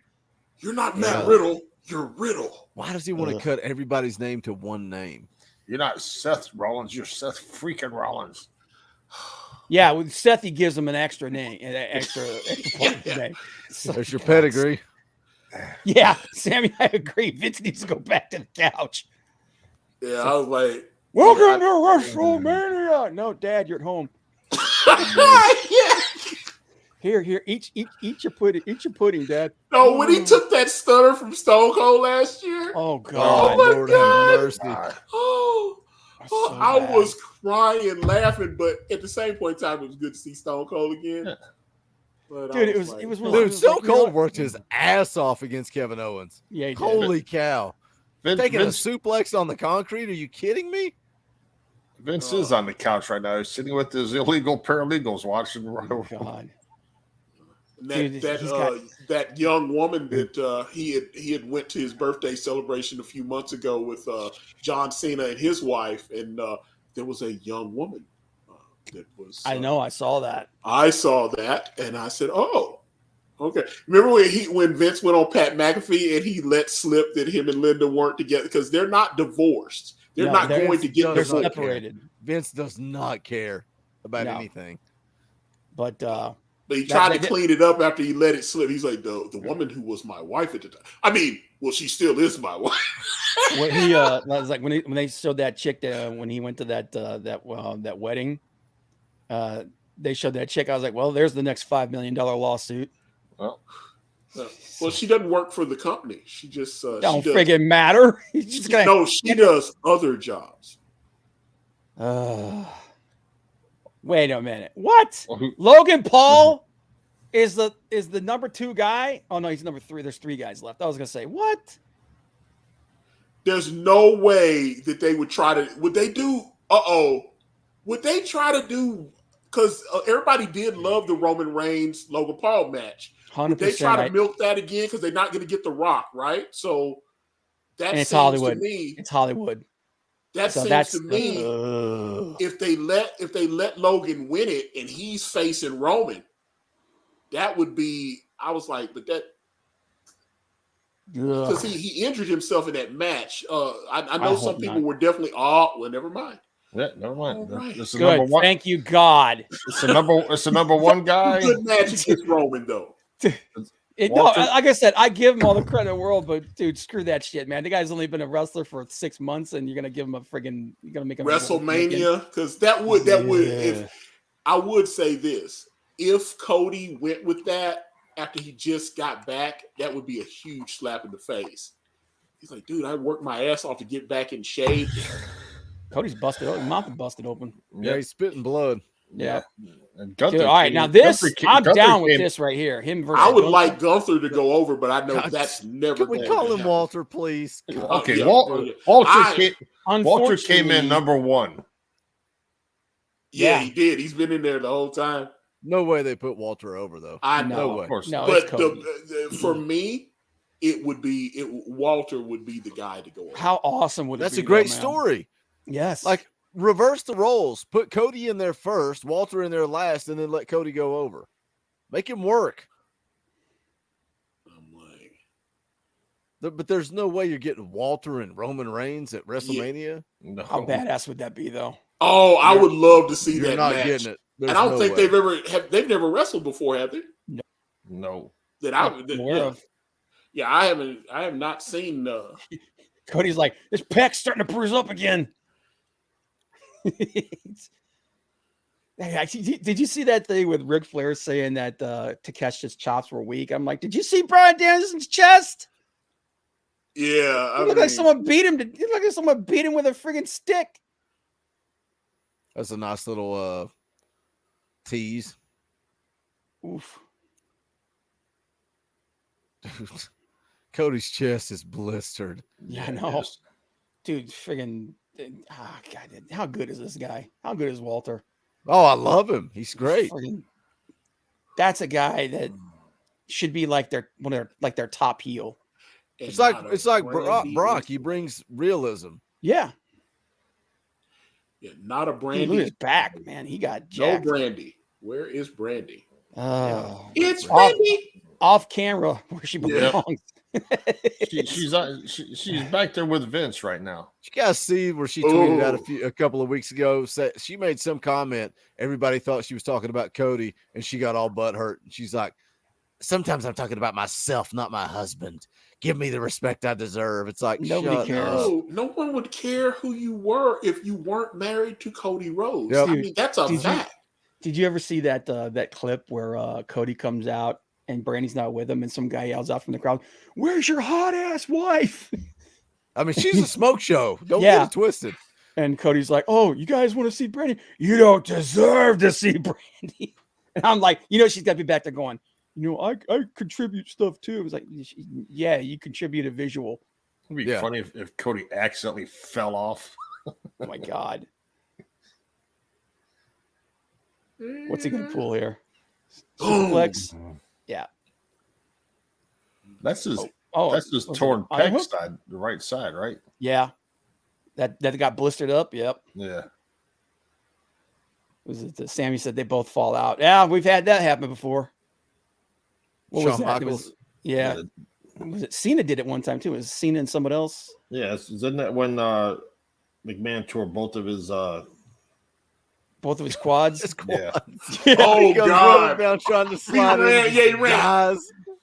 And then he's still sitting there on his, He's he's sitting there on his yelling. ass, just like, Dude, that guy, look, I'll give Vince credit, man. When he's got something that he wants to do, man, it ain't hell or high water. It's gonna Dude, happen. he's just sitting in that the was ring nice. on That his was butt, nice. still like Okay. Antonio said, preaching Here's out the- orders. here's- He's like, here's "This the is what's end. gonna happen." Oh, come on.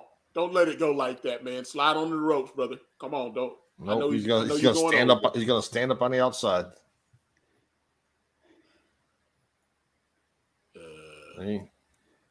So you're just gonna let him get back in the ring? Is that what? No, he's just gonna stand up on the outside. Cody, what are you doing? So I was like, Cody, you could have pushed him out right there. Yeah. I mean, what the hell was that? Dragon screw. And now Walter's back in the ring. Yeah, but now Walter's lame, so that he can't be at his full power. Kick him in the balls. Yeah, he's gonna do the gold dust. Yep. Homage to his brother. Just move your legs, dude. Shattered dreams. Yeah. That was bad. He kicked the bottom turnbuckle. It's like, yeah, that was pretty. I don't think the camera was supposed to cut back at that point. Cena and Batista. Yeah, that's what it was. At the height of because like Goldust came right before the Attitude Era really kicked off, and I thought Goldust was one of the great characters before the Attitude Era. It was like probably one of the last of the 80s, late 90s, character, because it had Doink and different. Then they had a third guy in Demolition, and it's like, but Goldust. Doink was cool when he first came out because when he first came out, and he had the little midgets and all the weird stuff that was going on. But yeah, so. Dude, you gotta be careful with them spots, man. Remember what happened to Kofi last year? Yeah. That's happened to Kofi a couple times though. Kofi, where happened to Kofi this year. You guys didn't see the spot, but he got. Yeah. Oh, what are we going to copy? The House of Black gimmick here? Choke him out. African American. Thank you very much. Oh, sorry. Yeah. We got to be politically correct here on the Wrestling Council, guys. Always. Yes. Well, we're screwed. Oh yeah. Come on. Oh, come on, Gunther. Oh, is this how does him try to put like a sleeper hold or whatever on him? I thought he was gonna flip him over, and I was like, okay. And then Cody wins. Oh, I've never understood Cody wanting to be a high flyer like that. Ow. Dude, I'll tell you what, you got to remember, man, Cody doesn't have the best judgment, man. Look at that neck tattoo. Oh, God. I remember when he got the neck tattoo and we did the wrestling. We were just roasting him, dude. I'll tell you what, man. I love his dream tattoo on the chest. There you go. It's over. I love the dream tattoo, but why are you getting it? Like, the only people that get neck tattoos are either meth addicts or you're out of space, right? Yeah. You're so covered in tattoos that you gotta. Yeah, because the next place is your face. Right. But I mean, here's the reality. They could do a documentary on Cody and chronicle his start in AEW before the tattoo, and then it'd be like Cody Rhodes before the fall. And then you end it with the tattoo, and then you do a part 2, and it's all the stuff that happened after the neck tattoo. And it would just be, it would, as a matter of fact, if there's a YouTube wrestling guy out there, take the Cody Rhodes stuff and put it together before the tattoo. Bob, what are you doing with your life? Being lazy. I would love that. I love going to eat lunch with my dad, and he talks about my sister and all of her white trash tattoos, and I'm like, thanks, Dad. I'm covered now, but appreciate that, bro. I noticed that when you on your podcast, man, you like your one arm is complete now. Yeah, I mean, I started on my right arm when my mom died, and then it just expanded and expanded. I've actually got Jeff Lemire's art, even though he may be a little woke. These tattoos to your arm or your back or something. I'd love to see Cody's tattoo. Matter of fact, put Cody's tattoo on your neck. No, that's what I'm waiting on you to do. No, that would never happen. Maybe on my man. Are you anti-tattoo? I have no tattoos, no piercings. And my brother and my nephews, they all got tattoos and stuff. And I was like, I guess I'm the pussy, but it's okay. They're addictive, man. I got the first one when my mom died. Like, dude, I was in my late 30s when my mom died, and I got that first one. And everybody says they're addictive. And I'm like, okay, let's just go ahead and get covered. Let's get covered in tattoos now. And I just finished up this sleeve. Although what do we got? How many people are watching this? Like 10, 10 Okay. 11. So we're fostering to adopt. Bob knows that. I don't know if Mhm. you guys know that. So Yes, I've seen it on your Facebook. Yeah. So we're waiting on that to finalize, and this is the last clock I got, and it doesn't have hands on it. So I told my tattoo artist, I said, if we adopt and everything's final, I want to put the hands, because I've got the hands on like my daughter's birthdays, my wife's birthday, our anniversary, my mom's birthday. I've got a bunch of clocks, and I said I want one more, and we're gonna leave it blank until then. And she was like, okay, we'll do that. But she's like, you do know that you'll be back, right? And I was like, what do you mean? She's like, you're gonna get another sleeve. It's just gonna be a year or two. You'll chill, and then you're gonna come back and get another sleeve. So I'm hooked, man. I love them. I'm addicted. Clearly, obviously. That's one of the reasons why I've never got any. No, but see, I don't like Brock Lesnar. I thought Brock Lesnar had, he had that skull thing on his back there. I always loved that. Then he got the sword on the chest, Which is awful. That's a bad move. That's a bad idea. and I was like, dude, when he first came into WWE and he was in, he was in what he was only He like was 20-something. ridiculously jacked. Dude, and he had that. He looked like a monster. That's a good tattoo. That tattoo on his back, he would be sitting there doing pull-ups and stuff. And I was like, God, he looks like every movie villain. That's what I want to get. See, Hollywood that's the doesn't kind know how to screen share. What are we doing? What are we? Just 70 Hollywood? What? Show your friggin' thing again, so everybody will, quit giving me shit. Oh, No, I'm giving Hollywood shit because That's he what, can that's pull what up I want. That's on what I his want to get. internet and screen share it. I've challenged him. He's like, all right, let me figure out how to do this. But oh man, a lot of people are saying negative 10 out of 10 for this Rumble. Oh yeah. Come on. It's terrible. This is like you perforated say paper, okay, I say terrible. 6 out of 10. It's not 6 out of 10 for me, bro. I got to be honest. I'm being generous. I might give it a 4. Yeah. I'm having fun because I'm hanging with my bros. Yeah, Exactly, I've enjoyed exactly. talking to you guys Yeah. more than the match itself was subpar. I'll be honest with you. I watched maybe a quarter of this thing. I was actually on screen here watching you guys. But more than I nothing was fun them. happened, man. Nothing Yeah, fun happened. and they were talking like there were going to be all these major pop.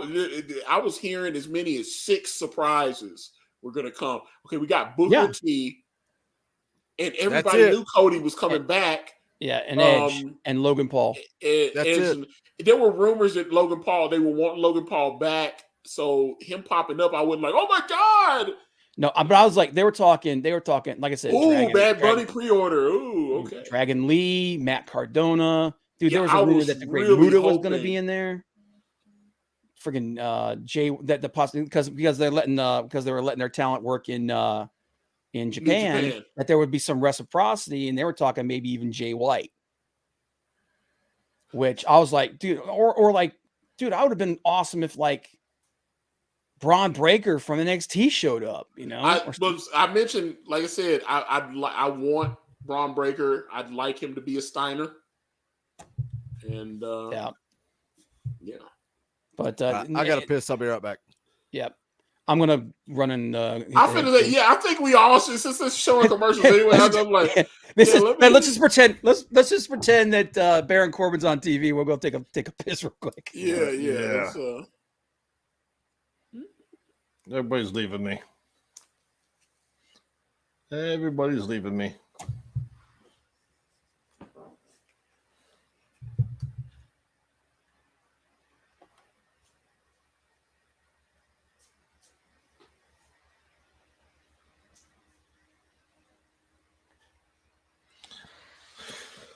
Yeah.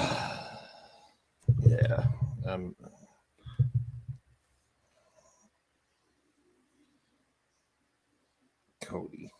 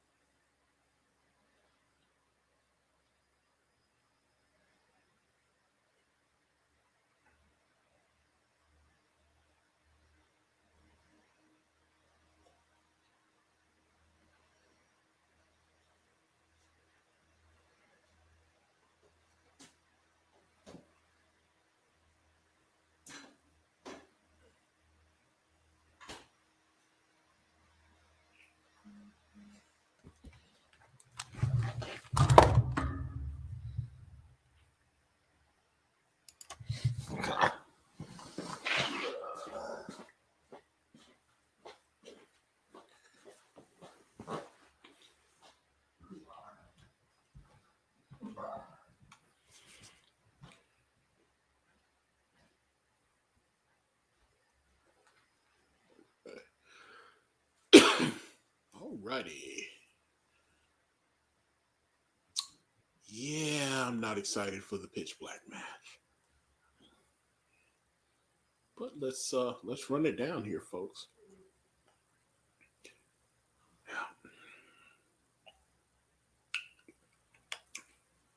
At least we got Bray Wyatt, though, right? And this is the longest walk to the ring in the history of walks to the ring. Yeah. Mountain Dew Pitch Black presents the Royal Rumble. I've had Pitch Black. And it's okay. Oh. Okay. Mountain Dew Pitch Black. Uh-oh, wait a minute. I'm hearing somebody else. We're about to have another one. One of my compadres is on the way back. I think LA Knight just farted when he went up the top rope there. That's not good. You can't go to the Royal Rumble and crack one. Okay. Who is returning? Let's see. Which one is that? Is that Hollywood? It is. Hollywood Square. HW, baby. Hollywood. And it is nice that Bray Wyatt is back. It is. A lot of people have been. I think this is Bray just being cool with LA Knight because everybody, at least in the rest, I'm in a couple of wrestling groups.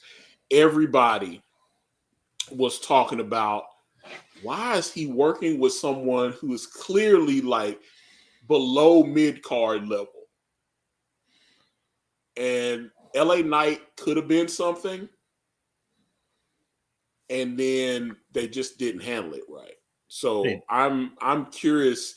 Like I said, this is the Mountain Dew Pitch Black match and all this kind of stuff. I just I heard Cornette talking about this match and just that there's nothing going on here, and they clearly want to see Bray. I think just early prediction before this thing takes off. Clearly, they've been milking the Uncle Howdy thing. Yeah. So I would expect Uncle Howdy to come in and interfere somehow. Is that out of line or no? No, I expect that to happen. Yeah. If Uncle Howdy's not here for this, then I can see him for the Alexa Bliss match. But I mean, it seemed. I think this is the spot because this. I mean, this the Rumble, dude. Come on, and I mean, it's got to be Uncle Howdy. Yeah, Sammy P. People have already said that it's his brother. Oh, yeah. There's a couple of the wrestling channels I watch, and they were like taking because there was a guy from Impact Wrestling that they said it could be. There was a guy from New Japan, and they all had to say, the hair is like this, but then they said, "Oh no, it's his brother." Yeah, Bo Dallas. Oh, Dallas. Got Bo Lee. Who was I'm pretty sure he might still be in the relationship with I think so, yeah. Liv Morgan. Yeah, I thought they broke up. Did they break up? Okay, I thought they did. I don't know. Because they had bought a farm. I was just saying that was not too long ago. Yeah, that's what I'm saying. They were getting married. That's why I was like, they bought property together and they had pets and stuff. They actually got the farm because they said he was like getting a real estate license or something, So that's just like you were talking about what's his name, Jerry Lawler. Yeah. And then it's like, I bought all those. I was like, I don't think we should be together. What the freaking hell are you talking about, woman? Well, it kind of makes me think that Liv is still, they've done certain things with her, so it kind of made me think that she might still be with his brother. So Mandy Rose is getting married soon. Yeah, but she's been with that guy for years. Because I remember when the Otis stuff, when Otis and Mandy, everybody, all the little dirt sheets was like, "This is just a work, guys." She's in what's the guy at Sabatello, whatever his name is. He had been an NXT wrestler. Yep. And Marino Sabatini or whatever, because she's Italian. When she's talked about that a lot, I know her father died last year or something, and he owned a couple of delis and different things, and so she's always talked about her Italian heritage and all this kind of thing. So it made sense that, of course, she got with a guy who is also Italian, and So I don't know. But yeah, I hadn't heard that. What's Bray's brother's name? What's his name? Bo Dallas. Rotunda, whatever. Yeah, Rotunda. Yeah. Okay, so Bo Dallas and Liv had broken up, but because I remember they had, like I said, they went Instagram official and had bought property together, and I mean, it was a farm. It was like you see Ronda Rousey and her husband got a farm, and if you ever watch Ronda, she's got that Rousey Acres stuff on Instagram, and you actually see they got pigs and every damn thing out there. Yeah, so I mean, it'd be one thing if like, oh, let's just live together and get an apartment. When you buy a farm with animals and stuff, that's a little. My buddy had a little. It was only like 6 acres, a little farm with his wife. Boy, when he got divorced, that was brutal. Oh, I bet, man. Yeah, because he was just telling me all the money that they were spending on vet bills and stuff. They I don't know if you heard about Tennessee walking horse. They had a couple horses that were walking horses, and that stuff was expensive. Yeah, he's talking about $100,000 a year in vet bills so that his wife could do. Yeah, it was crazy. And then all of a sudden he's like, "Well, we're getting a divorce." I was like, well, nice. I was I've done some live streams with David Finch and his wife Meredith. Like that's her thing is raising horses, and like that's like I emailed David Finch like a couple. I was trying to get an interview. I was trying to get it. I love his when he was on Moon Knight and stuff. I absolutely love his stuff. He was really like in the beginning, man. He was like really like camera shy, like super timid. Like he didn't want to he didn't think he could talk very well, and like when we finally managed to get him to come on Jimmy Reyes' channel a couple times and loosened him up a little bit, and now he streams like crazy over on his channel. So it's like I was like, I'd had some interactions with Jimmy, I think towards the end of my time on EBS's channel. Because it was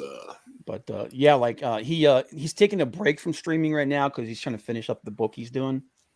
You doing an indie book, or is he? He's doing an indie book. His YouTube channel exploded.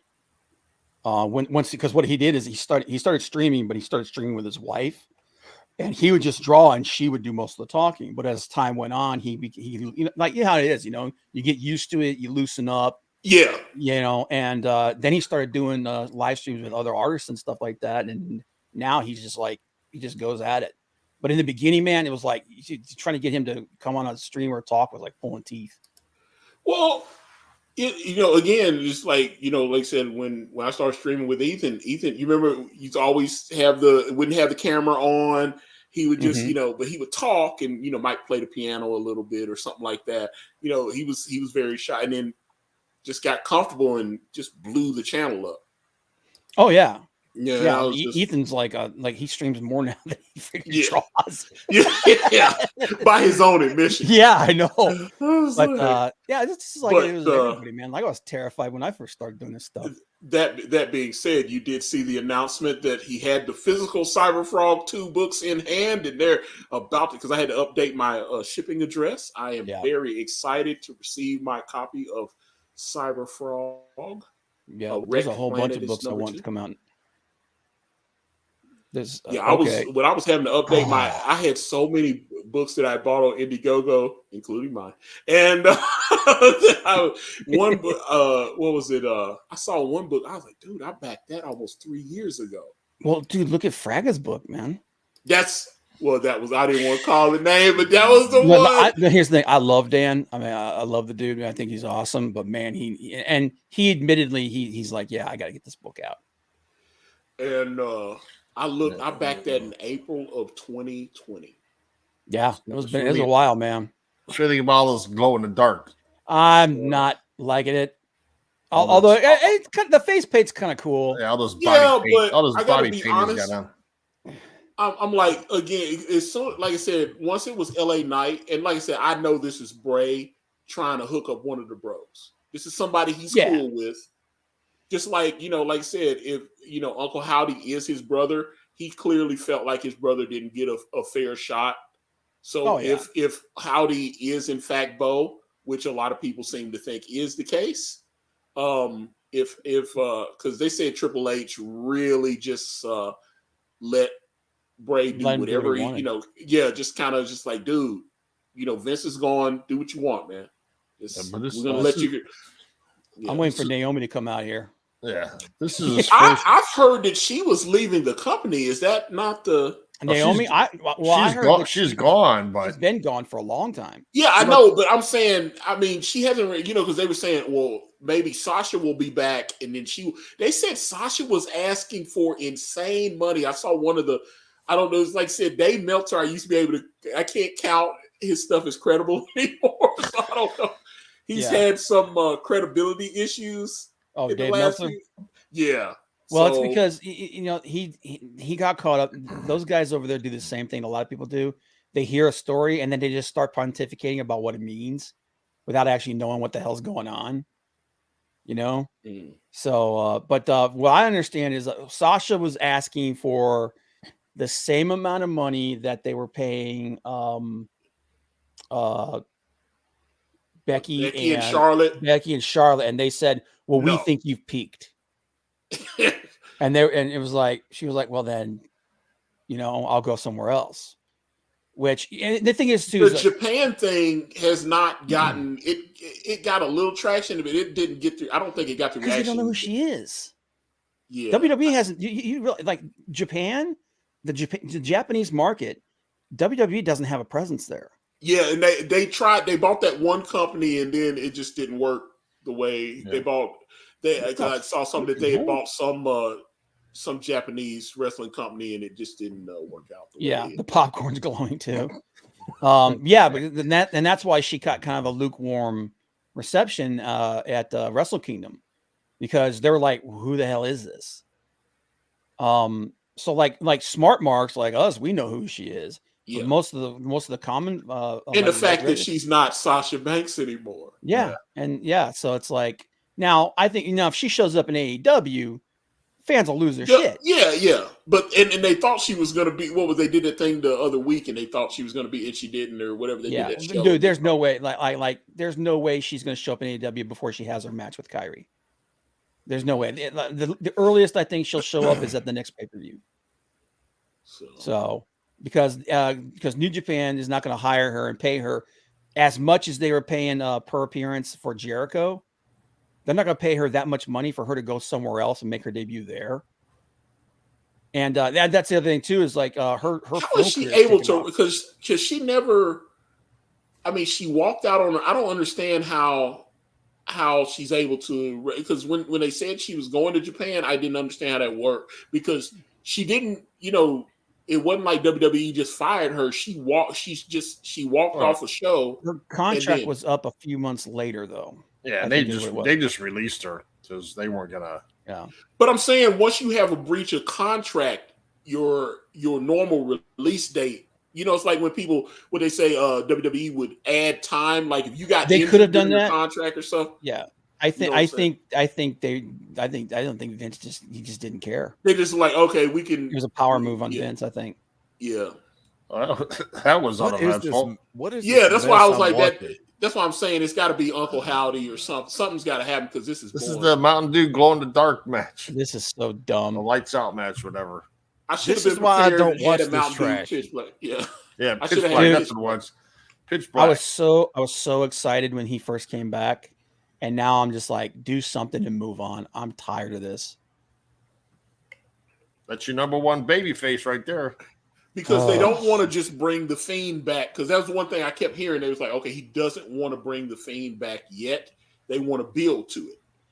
I didn't like the Fiend. It was like, And don't give But me the this Fiend sold indestructible. merch. Whether even Jim Cornette was, when they were talking, and Brian Last, they was like, I think this stuff is stupid, but he's like their top. The Fiend is like, oh yeah, merch. the Fiend Because sells all kinds of merch.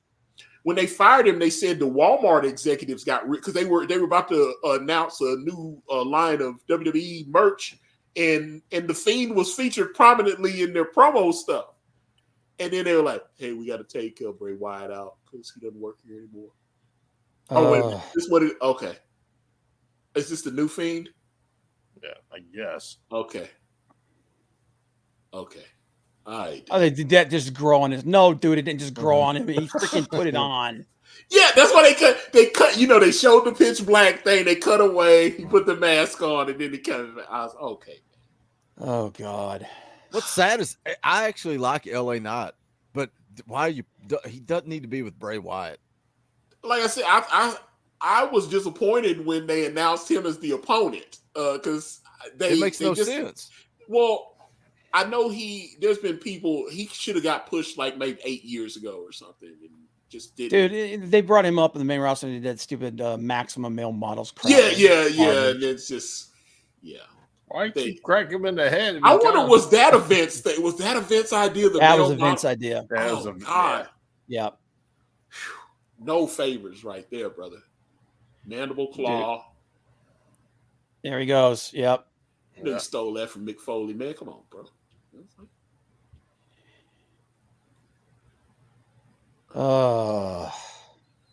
So this is the new Fiend? Because like about a year ago when he wasn't in the company, he had went to the person that designed the original Fiend mask and had him design a new mask. Yep. And they were teasing that. Oh, okay, there we go. Uncle Howdy. It's howdy doody time. And it's too dark, guys. Hello? It was me, Bray. It was me all along. Oh, that would be great. It would be terrible, but awesome at the same time. What in the world was that? He didn't even touch him. Yeah, I did. Okay. All right. It was like what they did that corporate. They did the ministry storyline, and it was supposed to be what was it supposed to be? Chris. What's the guy? Chris Angel. Not Chris No, Angel. no. Chris Angel. Yeah, I was about to be like, mind freak, and I was like, Christopher Daniels. Christopher Daniels was supposed to be the one, or what was they calling him?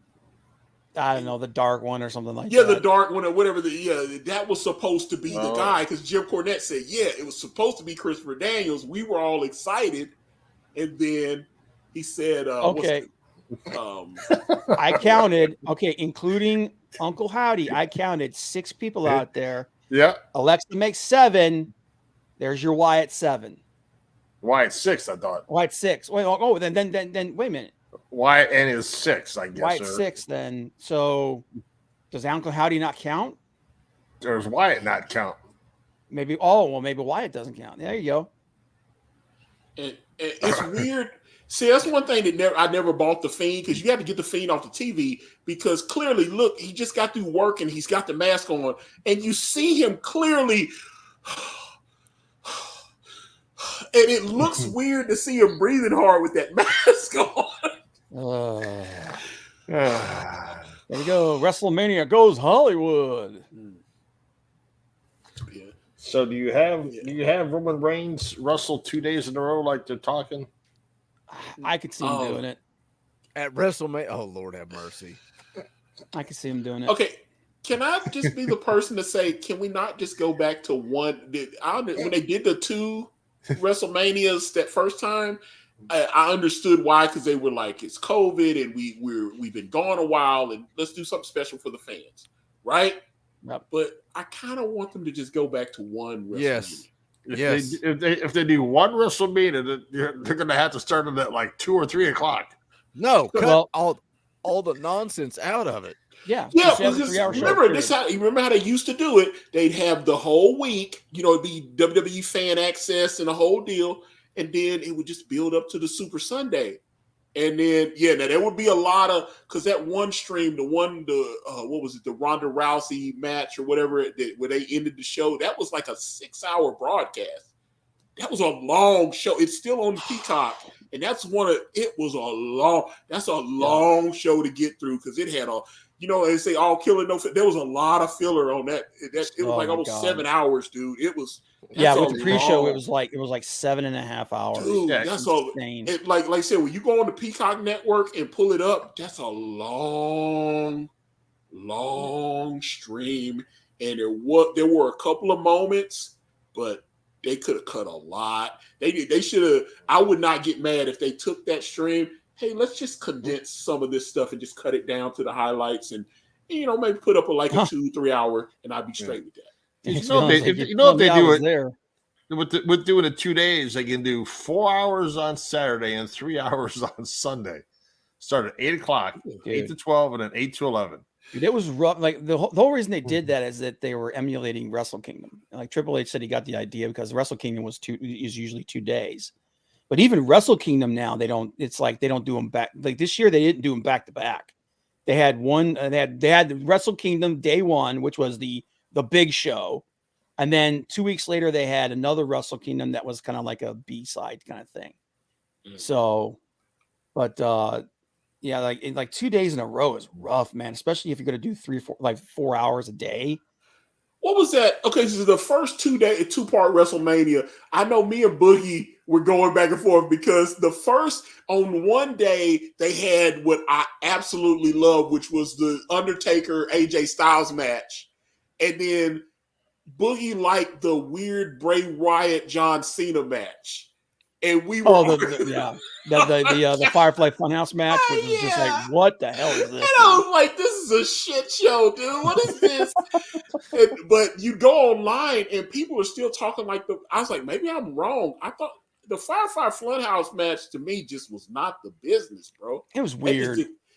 I've gone back and watched. I was like, maybe I was just in a bad mood, and I was like, the puppets, the whole stuff. And I was like, this is just weird, man. Yeah. All I liked about it was the storytelling of John Cena's career. It had some good stuff. The Cena stuff was good, but I couldn't believe that Cena agreed to do that shit. Isn't it weird though, looking back at the COVID era and all of the cinematic matches? It's such a weird time of wrestling. Yeah. You know what I mean? Like, because it wasn't just the Boneyard match. AEW was doing it. It was Ring of Honor did it with the Briscoes. NXT did it. That's where we have to kind of give Matt Hardy some credit. Yeah. Because without broken Matt Hardy, a lot of that shit wouldn't have happened. That's a fact. Yeah. You see he's going back to that. No. Yeah, I don't think so. Because one thing I noticed, whether they keep saying, there's a new COVID strain. I noticed I don't see anybody out there with masks.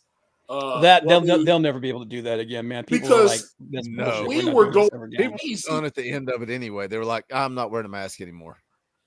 Yeah, I was going into stores and people were arguing. It's like, I don't feel like I have to wear a mask, and don't let them control you. Freedom. And I was like, okay. I was like, can you just check out so I can go on with my life, brother? I'm like, that's why I understand you're doing a political protest, but I just want to get my bread. Okay. So from one freak show to another. I'm not mad at this freak show. Yeah, we talked about that. That was the bullshit Rey Mysterio falling off the building. Yeah. He got killed. He got murdered by being thrown off the roof. But they're like, no, there was another smaller wolf on the other side. And the next day they had to say it on the air. Dude, I forgot that they fought all through Titan Tower for that. I forgot that's what happened. And what was the Seth Rollins versus Rey Mysterio where he spooned his eye out? Oh yeah, he dug his eye out on the steps. Yeah. Oh, that was awful. They had some horrible ideas. That's Vince, man. I'll tell you what, man. There's some good shit, pal. She is definitely cute. Mm-hmm. I liked her when she was a little bit thicker, though. Where's her OnlyFans? She married now. What's the name? Ryan Cabrera. Yeah. Some musician? Is that Ryan Cabrera. Ryan Cabrera, way down. Yeah, he used to date what's the name?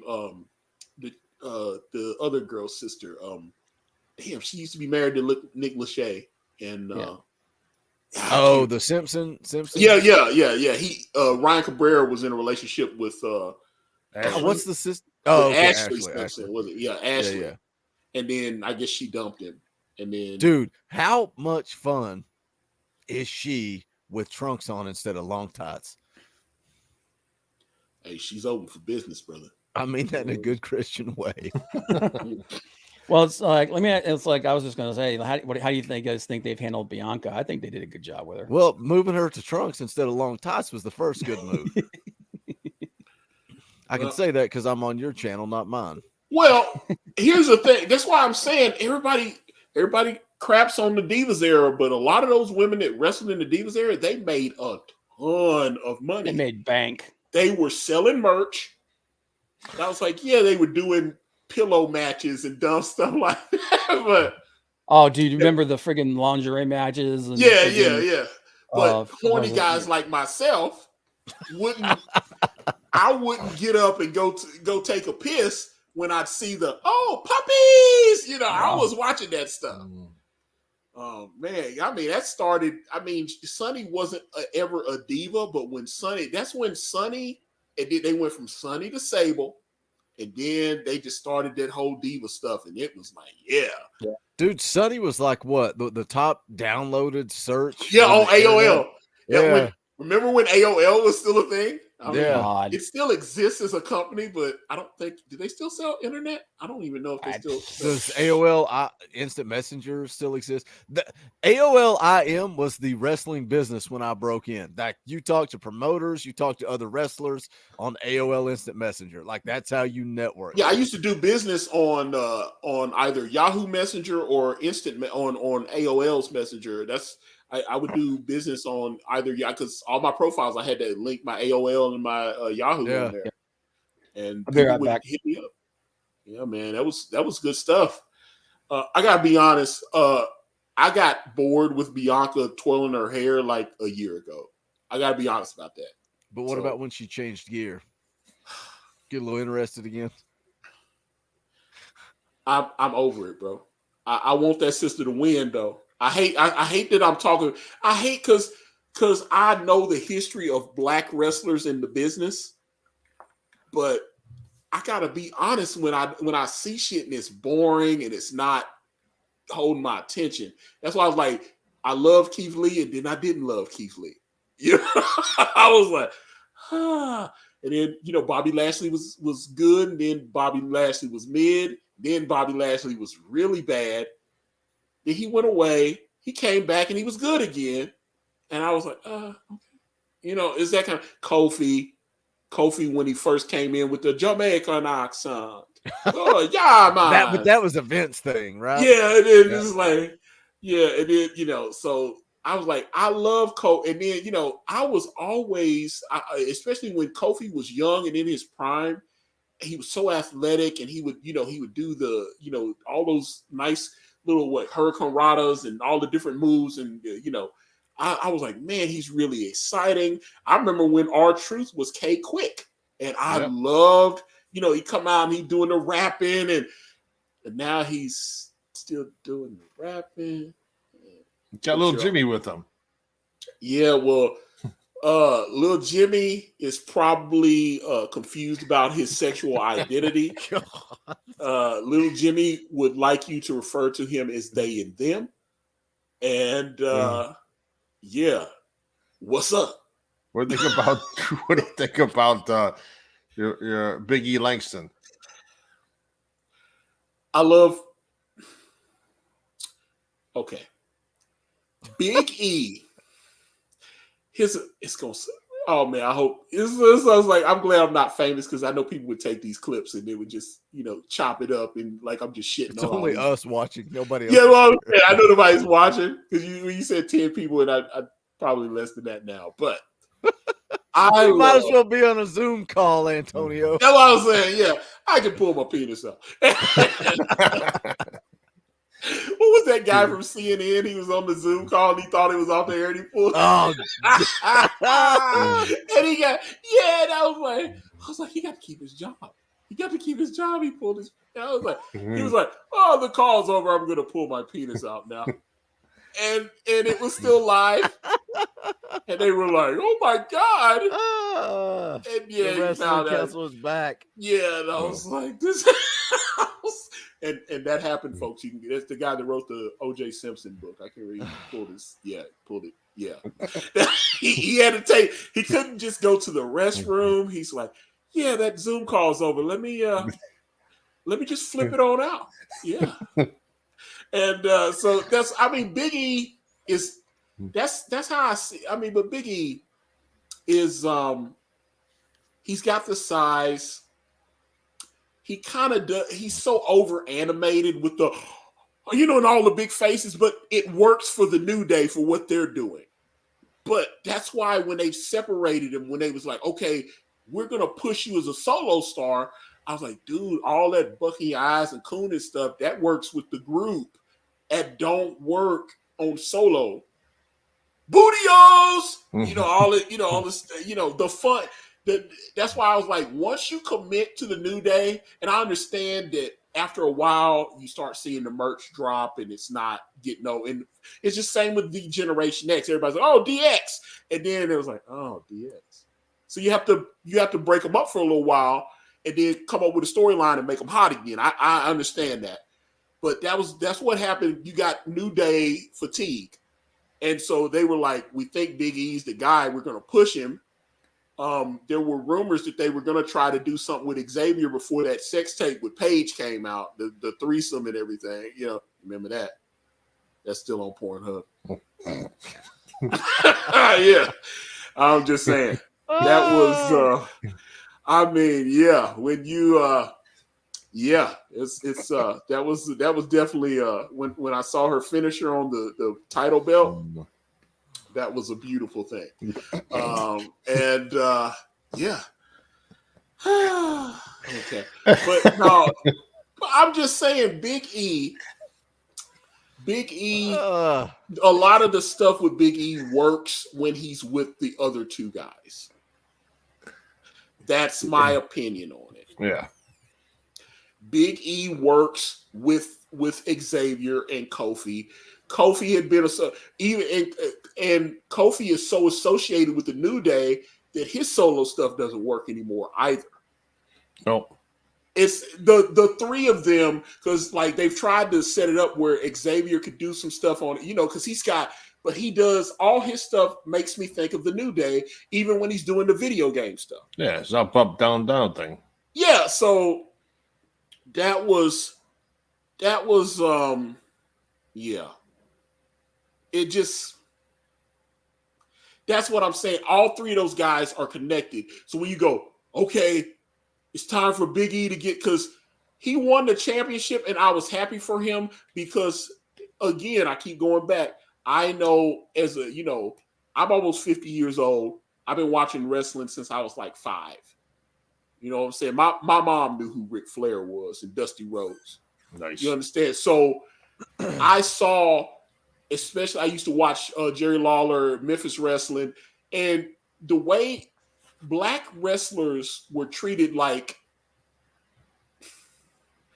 they would be given like slave names. What was it? The guy that was Coco Beware, they called him Sweet Brown Sugar.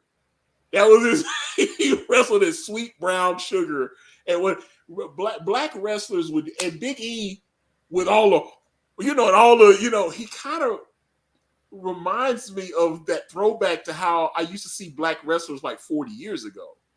So I was hoping when he got his championship run that they would be more serious with it. And instead, if I was having trouble going to sleep, I'd be like, let me find a Big E match.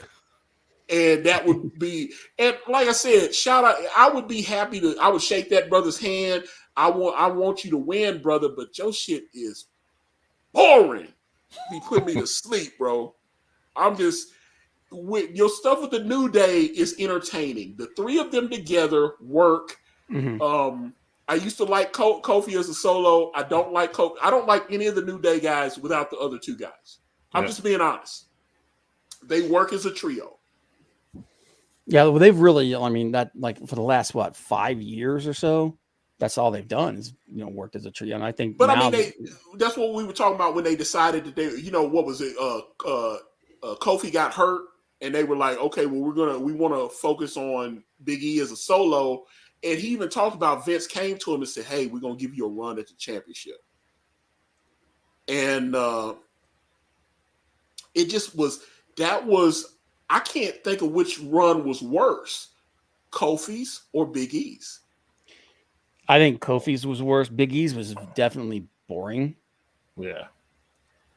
Yeah, that's yeah. And for a while they were doing that. They had the freeboard rule with them, where it's like, oh, we got the tag championships. Well, now it's going to be this. You're going to be facing these two guys. Just the way they took the title off of Kofi with Lesnar. It was awful. Oh God, here we are. All right, we got to get the Uncle Howdy BS here. Dude, this more ookie spooky stupid garbage. Yep, absolute garbage. Oh. More ookie spooky stuff. Oh, I mean, you know what? It's too bad I already took a shit. And I can go take another one. This is just awful, man. They missed their chance with that when they shit the bed when they did this originally, and then they what was it, the Randy Orton, Bray Wyatt, she set him on fire. Yep. That was the Bray left. When Bray left, it's over. It's over.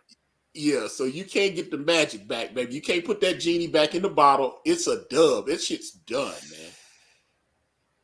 man. And I like Alexa Bliss, but you might as well bring you might as well, what was the chick, Nikki Ash or whatever they call her now? Oh God. You might as well just bring her back. Oh, the married couple's doing the Applebee's commercial. See, they were really smart at first where they were like, we don't want to be doing a lot of stuff where we're seen together and stuff because, I'm just Becky Lynch and he's Seth Rollins and we're separate. But hard everybody to hide that knows when you got a baby, though. Yeah, I know. Shit, baby, on board, baby. And they travel together and she posts on the Instagram and so it is what it is. Hey, Matacito, no problem, man. Enjoy your party, brother. But he said, welcome back, folks. And shouldn't Boogie be first since he's the star of the show? I was actually thinking about, like, unfortunately, Boogie had to, like, he got here late because he had to finish up with Talking Balls, but I was going to have him do the old introduction, man. I had to pay the bills, bro. Yep. Yeah. When YouTube pays the bills, you got to put the work Dude, in. I saw that top donator for you, the $2,000. Yeah. Oh my freaking God. He had to, because you can only do a $500 super chat. So he signed into 4 different YouTube accounts and did 4 $500 super chats. Oh my God. That was in one stream. It's like, it's good. Lord have mercy. I think that's called blowing balls. I think it's called Boogie's living the dream now. Yeah, well, Boogie gets up, goes some YouTube. Real talk, Boogie. This is, like I said, you talked about it. I talked about what I saw, with your channel. I just thought you had a talent and ability, and I'm just so proud of you, man. I was like, just to see what you're doing, man. I was like, yeah, man. It's nuts, dude. Man. But I put the tweets out before, man. Like doing Comic Cast with those dudes, doing the Wrestling Council with you guys. All the stuff I've done brought me to where I'm at. You know what I mean? It taught me how to put on the show. And that's the thing. Like, I've connected with so many people in the Knoxville media that are like big time names in the Knoxville media, and they come on my channel and they want to be like, oh yes, Tennessee football this, and it's like, no, bro, be yourself, get on and be authentic, be a person, be a personality. And they don't get it, man. They think it's 1985 and they're writing newspaper articles. Well, it's know what? I interviewed a bunch of people. I was doing all my comic book stuff and I was interviewing. There was so many people came on my channel. There were certain people that I had on that I was expecting to be good on the air. They were. I can't call one person's name because he's a big name, but he was awful. Oh, dude, man, like on my channel, and I enjoyed his work. He is absolutely a nightmare to stream with. and It's like he's oh, go ahead. boring. Yeah, there's a Doesn't lot want of to be there. You could clearly tell by his body language that he would rather be getting banged up. Never mind. But he would, Hey, it's Bob's channel. Let it fly. okay, Yeah. he'd rather be getting fucked up the ass than sitting on here talking about his new comic that he wants people to go to. I'm Indiegogo telling you, and man. purchase. There's so many people that we contacted to try to bring them on, and they would they would before they would even come on, they would go somewhere else, and it was just like watching paint dry, man. Dude, yeah. It's just terrible. And we were like, yeah, I think maybe we'll just pass on that. Well, But, I think even that's part some of what made the the wrestling council right. click, because Antonio had been the dude that streamed on his channel, right? Bob had been the dude that streamed on his channel. I was the dude that streamed on my, so we all knew how to put on a YouTube show. So when we came together, I know when to give and I know when to take, right? And when you're doing your thing, I'm letting you do. And I think that's what sucks is I think Comic Cast should have been something special. I think the Wrestling Council should have been something special. And it never, but I learned so much. And what I'm putting into Talking Balls now, if that had been put into the Wrestling Council or Comic Cast, I don't know, maybe it would have blown up, but it's like, even Comic Cast, dude, when you're having, and I know Kelly Thompson, say what you want about her, but she was writing Deadpool at the time. Yeah, Matthew that was a big get when you got her. But Yeah. I remember I tuned onto your channel and it didn't seem like you had very many people Like watching. 35 people watching. Yeah, no, I was like, oh. It's No, like I you had got the Jeff person Smith. that's writing Deadpool on. It's like, No, come on. I had Jeff Smith on. I remember And that. there were That like was awesome. 40 people. Yeah. There were It's like, what am I 40 doing? people watching. And I was like, now people watched it later and he shared it on his, you know what I'm saying? And they took it Right. and put it on YouTube. So it's gotten views and people really did like the interview, but still. Hey, Big Daddy. Big Daddy. The Guardian of Chaos is back. Whew. I'm What's not up, brother? acknowledging shit. Now it goes, yeah. Nothing. Acknowledge that the that. women's 30 battle royal is starting right now. Dude, I'm gonna be honest with you. If we got off the air now, I'd be Dude, like, I'm like, hey man, it was fun streaming with you, brothers. Yeah, it's man. like, let's go off air and just talk. Off air.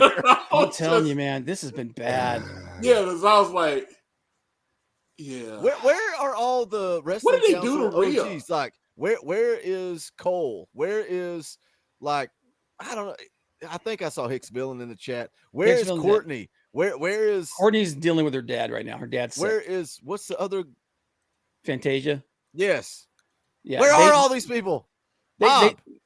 They watch after, dude. They watch the stream after we're done. Yep. Yep. Well, That's you usually like we'll get like 10 people during the stream, and then we'll get like 30 or 40 after. Bob, you know what you got to do. I tell you all the time. You can blow this channel up. Look at Cole. Cole's in the freaking chat. Finally, right now. damn. son. Cole's here. Damn. He's like, what? Praying So- for you, buddy. Praying for you, man. Yeah. Big Hope you hang in Daddy. there. Big Daddy, I know you're watching this. So what do you think of it so far? Yeah. I was just gonna ask him, what do you think of this? you Yeah, know, this has Cole been a is the pretty- OG from my channel. He is, dude. That's a where he comic came skate from. Original. Yeah, he was. Yeah, that's what he used to be in my chat. I used to stream all the time. He used to be in my. Yeah, he's been lurking. That Cole does. That's what he does. He lurks. He doesn't talk. You know what's crazy is I've got a handful of Comicsgate people that watch Talking Vols, and I don't know if they came from your channel. Some of them just randomly, like they saw me wearing like an Ethan shirt or whatever, and they're like, Boogie, do you know what Comicsgate is? And it's like, it's that awkward moment where nobody in the chat has a clue what anybody's talking about. But there's some comic skaters that hang out on Talking Vols. Yeah, and I was like, Yeah, we got some that hang out on Wrestling Council too. Yeah, but that makes more sense than Talking Vols. Well, I ate an entire muffin edible. This ain't pro wrestling. Oh man, yeah, it's pretty bad. Yeah. I really do want to know if she's still banging Bray Wyatt's brother. That's what I mean, that's what I mean, they bought a farm. Once you have pigs together, you can't just break up. I'm telling you, you can't do that. We got a lot of BDSM being displayed here tonight. Yeah, but I'm What do you not think about- titillated. Yeah. That's the thing. I'm honest, and she's hot, but I mean, it just doesn't. She was more interesting when she was what's the one guy, the old wrestler she used to mess with, the you know I'm the man, blah, blah, blah. I can't what's the guy? He was real annoying. How do you not like that? Do the rapping and stuff. Who's the guy? Yeah, I know you're talking about. Because they were saying he was gonna go to AEW, and because since his boy's over there now or whatever. Yeah. And you can't. Freaking Enzo Amore. Enzo Amore, that's it. Yeah. I can't stand that dude, man. Yeah, but he could talk. Oh, he could talk like crazy. But the promos were crazy. Couldn't wrestle, but he could talk. Wrestling wasn't good, but the promo. Dude, did you see he's a certified G and a bona fide stud. Cass had the freaking seizures from alcohol withdrawal. Yeah. And then that's why Mox went to rehab, because he was like, dude, I could quit tomorrow, but I think I'm gonna die if I quit. And that's part of why Mox went to rehab. Yeah. But dude, talk about a dude that turned his freaking life around, man. Cass. Oh yeah, dude. He's that dude, and he's jacked. And like shredded. I mean, but what about Mox too, man? Am I wrong that Liv Morgan looks like her ass is a little too fat right now? No, and no such thing. Dude, look at that Tony Storm thumper. That's why I was I was like, might need to get a little lipo. They would not want me picking these female superstars, because I'd be like, there would be another Vince would be paying another $3 or $4 million. So I'd be like, be holding the meetings on the friggin' plane like Laurinaitis. Like, we got to talk about this Antonio guy. Yeah, we've got like 9 lawsuits waiting in the wings. Hey, pal. Look, I understand. I remember her from the Money in the Bank one with Otis, and when they had the women fighting at the same time or whatever. Yeah. Remember when we watched that Money in the Money in the Bank with Otis? But like that. That's like I'm saying, but she was awful then, and she's still awful. Shouldn't she be better? That's why I'm mentioning it, because that was like that was over 3 years ago. Dude, there's a lot of that's like a wrestling council like moment in history. Yeah, but I'm saying she was on that, and she was bad, and she's still bad. You know what we need to do one of these days, man? Because like I said, I was telling Antonio, all those old wrestling council episodes are up on Facebook. I need to download one of them, and we just watch it. There's still a few on my channel, and critique it, man. Just be like, oh my God, what the hell were we thinking? I'm like, but yeah, I don't know something about Stephanie McMahon and people. There was this guy, he started attacking me on Twitter because I know Boogie took the clip and he tweeted it out, and then he called me a coon or something. It was I remember that. Horrible. I remember that. And like Vince doesn't win the competition. Dude, man, there's so many wild things that happened in the past, man. This is some crazy shit. But that's what makes I miss streaming, but I don't miss staying up till 11 o'clock at night. Oh my gosh. Yeah. It killed me. I'm old, man. I still go I don't even have to work anymore, and I gotta go to work after this, man. Oh my gosh, are you serious? Yep. Yeah. I gotta pull a 12-hour after this. But this is another one. I'm like, who cares? Here's the thing, man. All these hot chicks, like you get I've seen pictures of Rhea before. You know the pictures of her before, when she was in like Australia, and she was in looked like Charlotte. She was fucking hot, dude. And then she was like, I have to take away all my hotness. Dude, she was hotter. She said everybody was just comparing her to Charlotte. So she's like, I got to completely change. But she was beautiful, though, and now she just looks weird. She can still wrestle, though. She got an amazing body, though. She's hot as hell. Emma looks good, I think. Yeah. Yeah, but she can't wrestle shit. Yeah.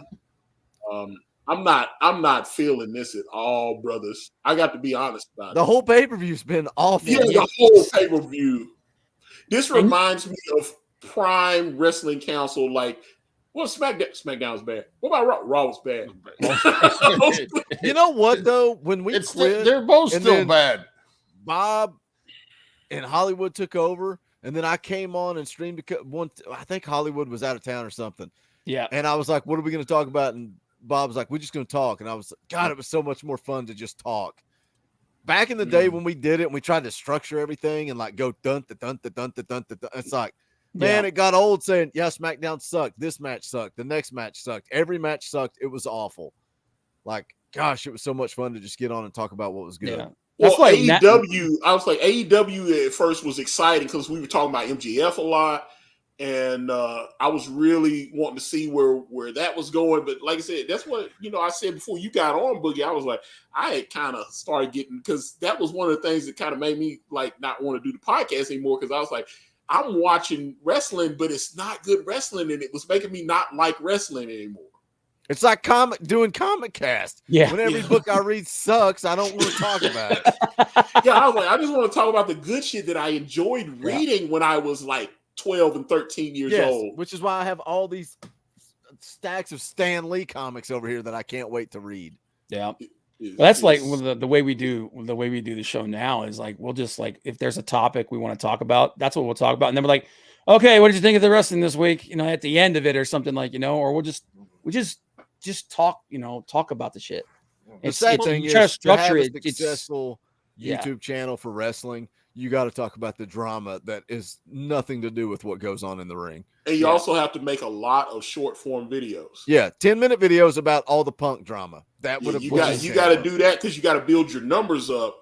And then once they get comfortable with you, they will watch your live streams. And then some people say that even after you do your live streams, you should put them on private and then maybe clip out the best parts of it. That's what I was talking to like 5 minutes ago. Privated the stream I did before I came on here. Yeah, that's I was talking to the one guy. He's like, dude, take the live streams that you do, go through it, find the moments that are the most entertaining and whatnot, make shorts out of those and put those up. Yeah, because that's what runs your numbers up. Because I was starting to get my numbers back when I had just started. Because I was like, I don't want to talk about comics anymore. I want to talk about like movies and stuff like. But there's so many bad TV shows. What was that horrible show? God. That horrible show on the Lord of the Rings thing. That was like an erection that never came. I gotta be honest. I was so you guys remember I was talking about Lord of the Rings. I was like, oh my God, Amazon, Lord of the Rings, like they paid $250 million, and I was so excited, and it was so mid. It was so the best thing they put out was that Reacher. I thought that Reacher show was good. Yeah, that and Terminal List. Terminal List was good. I've been wanting to watch that. And I watched that. What was the movie with where Chris Pratt that went back, the Future War, whatever and it was Yvonne Strahovski from Chuck, and yeah, I thought that was dope. That was real good. There's been a couple. Amazon's got a couple things, but what was it? What's the chick? Rosamund Pike, that fantasy show that big book series that Amazon had. I can't remember. Oh, the Wheel of Time. That show's horrible, dude. I've read most of those books. That show sucked balls. Dude, that show was so bad. So I was like, okay, you kicked me in the nuts with Wheel of Time, and then you kicked me in the nuts again with the Lord of the Rings show. And they were both bad. And the thing about the Lord of the Rings show is they're saying the Amazon execs know. And that's why some of the people have had their roles changed. Yep. So whatever is going on, it's so I was disappointed by the Lord. That the guy that was the head evil elf, he quit. He was like, I'm noping out of this show. That's the guy that played Uncle Benjen on Game of Thrones. Yeah, and he was just like, I don't want to do this. I'm looking forward to Henry Cavill's Warhammer 40K. That's gonna be friggin' dope. Dude, everybody. How long have they been? Because he's been, dude. Yeah, I've been following him on. He has the figures and all that. Yep. So I'm like, if that movie, he paints his own figures and everything. Yeah, I was like, that better kick ass, dude. If they do the fact that he's the producer on it, and if they go, listen, this stuff, you go do this how you want it. If they let him do what he wants, because he's talking. There's a storyline within Warhammer 40K called the Horus Heresy. That's where he wants to start. And if they do that, it could be the most badass thing ever. But yeah, that's like I'm gonna support because I like Henry Cavill. Yep. I've watched him ever since he was on The Tudors. I watched when he was on The Tudors. That's the first time I saw him on Showtime, and I watched his whole run on that. And then I just started seeing different things he was in, and then he became Superman. And I loved him as Superman. I know some people, and especially within the comic community, it's polarizing to say you like Henry Cavill as Superman, or it'd be like, oh, I like Brandon Routh as Superman. Dude, he was perfect as Superman. Like, say what you want about the movies and all that, but as far as him as an actor, he was great. I liked him as looked Superman. Exactly like Superman. Yeah. He got in incredible shape. I love. I like Brandon Routh, but I was like, I thought he was trying to copy Christopher Reeve. The whole performance seemed like he was just. Just try to be. Part of that's because of the director. What's his name? Brian. Yeah, he wanted to make a love letter to the original movie. Yeah, well, maybe let's not molest little boys and stuff. Yeah. Yeah. You guys watch The Boys? I see Sammy P talking about The Boys. Yeah. I got the comics and the DVDs, the Blu-rays, and still haven't. I've read like 2 issues of the comics. They had a great omnibus on Indiegogo. They were selling the big omnibus. But I'm a big Garth Ennis fan anyway. What was it? I used to read his Hitman at DC. Yeah. When he had Hitman, and he tried to get a masturbator joke into the book. This is when Wizard Magazine still existed, and he told the story. DC called it. The editor called it in time. He was going to have this head demon Baitor, and then the joke was at the end, the guys were going to be like, "All hail the Master Baitor," and the editor was like, "Hey, yeah, you can't do that." He told that story in Magazine, and I just busted out laughing because I bought that comic, but they had obviously, like I said, they had called it. It's just like Ethan's sex issue in X-Men. I thought that was genius. I was like, I was telling my fiance Beth about. I was like, he just went through the whole comic and just wrote sex, and she looked at me like I was crazy. I was like, yeah, he just put sex through the whole book like 15, 20 times. I thought that was hilarious, and I was like, so stuff like that, little things, in comics, little Easter eggs and stuff, So, but Garth Ennis is not to mention what was The Darkness at Image with him and Mark Silvestri at first, and then his Punisher run his Punisher was, first of all, Garth Ennis' Punisher with the Ganucci family. Where the fight scene in the zoo is one of the best friggin' fight scenes in comics, man. The one friggin' mob is chasing him, and he jumps into the bear pit, and he goes, and there's a giant. He punches the bear in the face to get it mad, and then he runs off, and then the friggin' button man jumps in, and he goes, "Oh, look, it's a bear," and then you just see his head go flying. Yeah, it's like, Garth Ennis' Punisher does not get the respect that it deserves. No, well, that's where what's the name? The Russian came from. Remember the Russian, the big dude that they with the white and red striped shirt. Oh, yeah. Okay. He was in the Thomas. Was it Thomas Jane? Yeah, the Thomas Jane Punisher movie that Kevin Nash played. Okay. Yeah, they didn't. Okay, because as a matter of fact, I heard Kevin Nash talking about being in the Punisher. He did something he was talking about because he was that character. He had the red and the white shirt on. The Russian, and that clips on YouTube and stuff, and I was like, I totally forgot that Big Sexy was in that movie. Did you all hate that movie? I thought that movie was pretty good. I liked it. It was better. Okay, the one I thought was going to be the best when they announced that Dolph Lundgren was going to be the Punisher. Yeah, that's the one I thought. I said, "Oh my god." And it was going to, be R-rated, and I said they're gonna just destroy. This is going to be an incredible movie. So I was excited for it. They put it in the theater. It was limited. He never has the skull on his chest the whole time. He has the knives with the skulls on the end of them. And I was like, it was dude, bad. You get that big one? dude. The original Punisher, yeah. Yeah. That one was the one I thought, because I was like, Dolph was in his physical prime. You He's didn't like young. the Thomas Jane one? I thought John Travolta was It was great a in that tr- movie. Okay, I'm not. Oh, yeah. Yeah, there were moments in it, but I gotta be honest. I thought that movie was the drizzling shits. I liked it. But it I wasn't liked as bad as the. And I love the guy in the third Punisher. I love him. He's been in some other stuff that I've just. He was in Rome. He was in that show Rome on HBO, and he was incredible. And he was in that prequel to the Transporter where he played the Transporter's dad. Yeah, Ray Stevens. Yeah, Ray Stevens. Ray Stevenson. That movie, that is clearly the worst of the three Punisher movies. Yeah, the one with John Travolta, you had Kevin Nash in there, right? Yeah. Yeah, he Where played the the hell Russian. has Hollywood been? Yeah, because he is. Yeah, okay, yeah, because we just had that whole conversation. He goes, I was like, No, were no, you gone? he took I've not the been time looking to- at the screen. Like, It has was like, Hollywood hey, been no. here when we had that whole conversation? No, you know, in the Harry Potter movie where she had that watch where she could like go back like 10 minutes or so. I was like, I think Hollywood used Hermione's little watch thing. Little time twister. He was like, yeah. So Yeah, Kevin Nash had that red white shirt on. Oh well, yeah.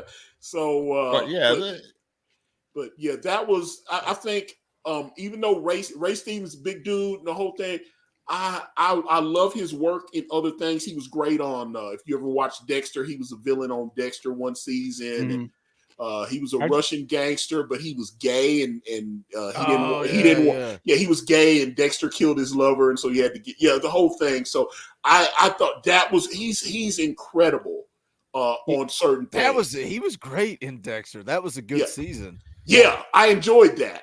And I enjoyed him. So that's what I'm saying. So matter of fact, I think that's the season that Yvonne Strahovski from Chuck came over. It might have been the next season. But I was like, I remember Yvonne Strahovski.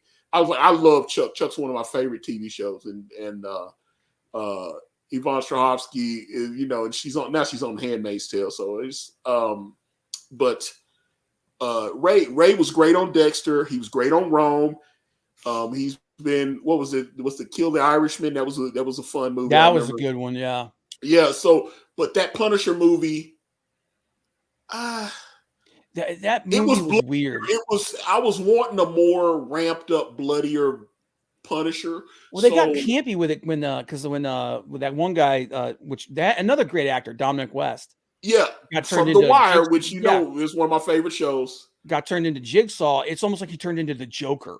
Yeah, it was weird. He's like dancing on the street and stuff like that. And I'm like, what the hell? That's why I have to kind of take like a Morpheus with the red and the blue pill. You have to take the other pill so you can forget that. It's like, remember when? Why didn't I take the blue pill? Yeah, when Joey Pantaleone is like, hey, when I wake up, I don't want to remember any of this shit. He told him that. Yeah, I want to be somebody important, like an actor.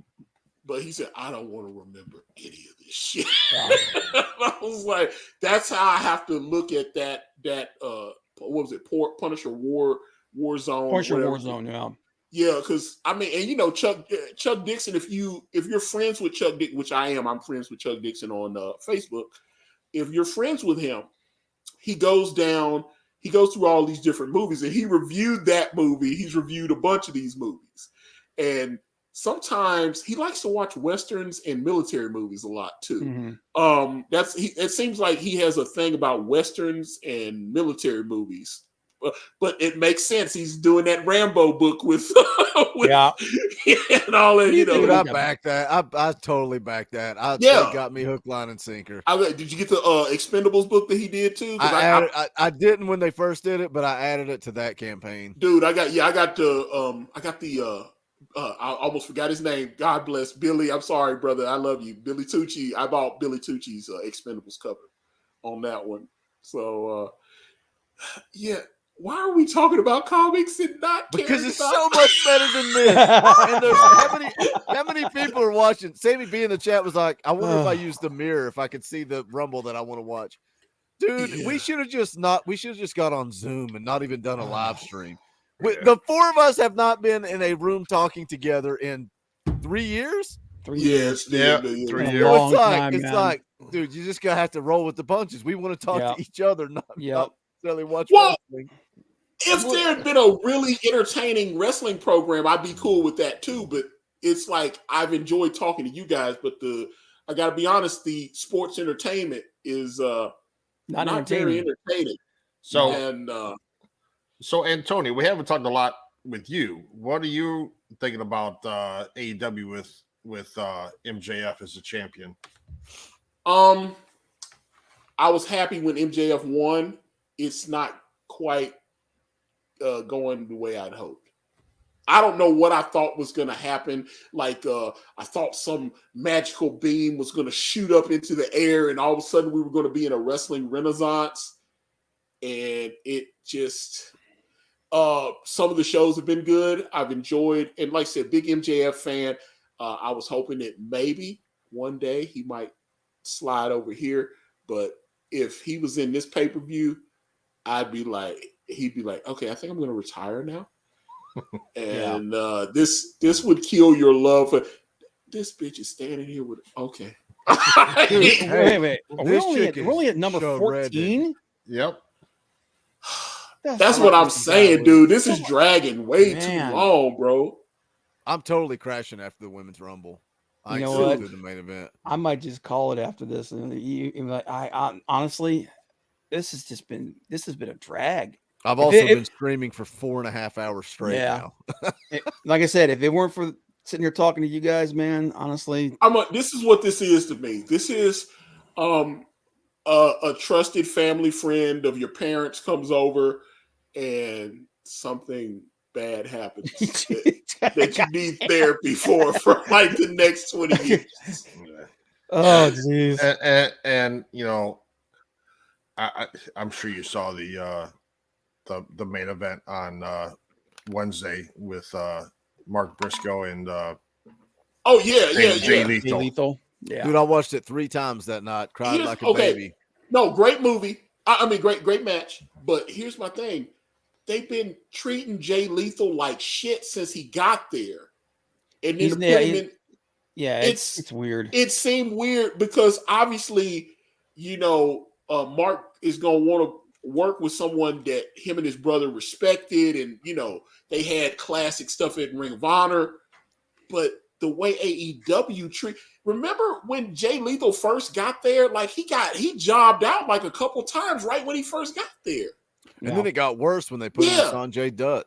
I hate the fact that he's with Sanjay Dutt. I hate that entire crew. Jeff Jarrett and that freaking Jeff Jarrett dude doesn't need to be on my fucking TV.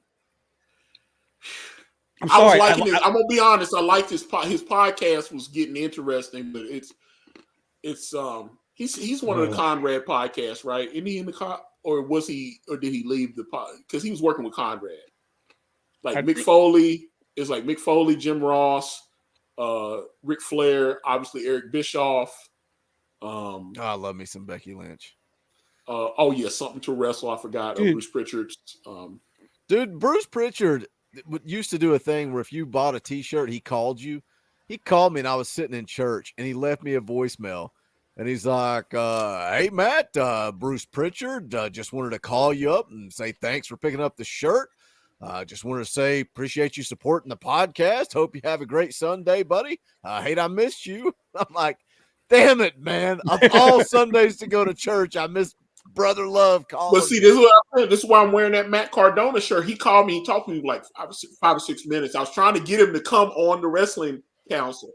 Trying to get him to come. And this was before remember when they were teasing that he might show up on AEW? Mm-hmm. Yep.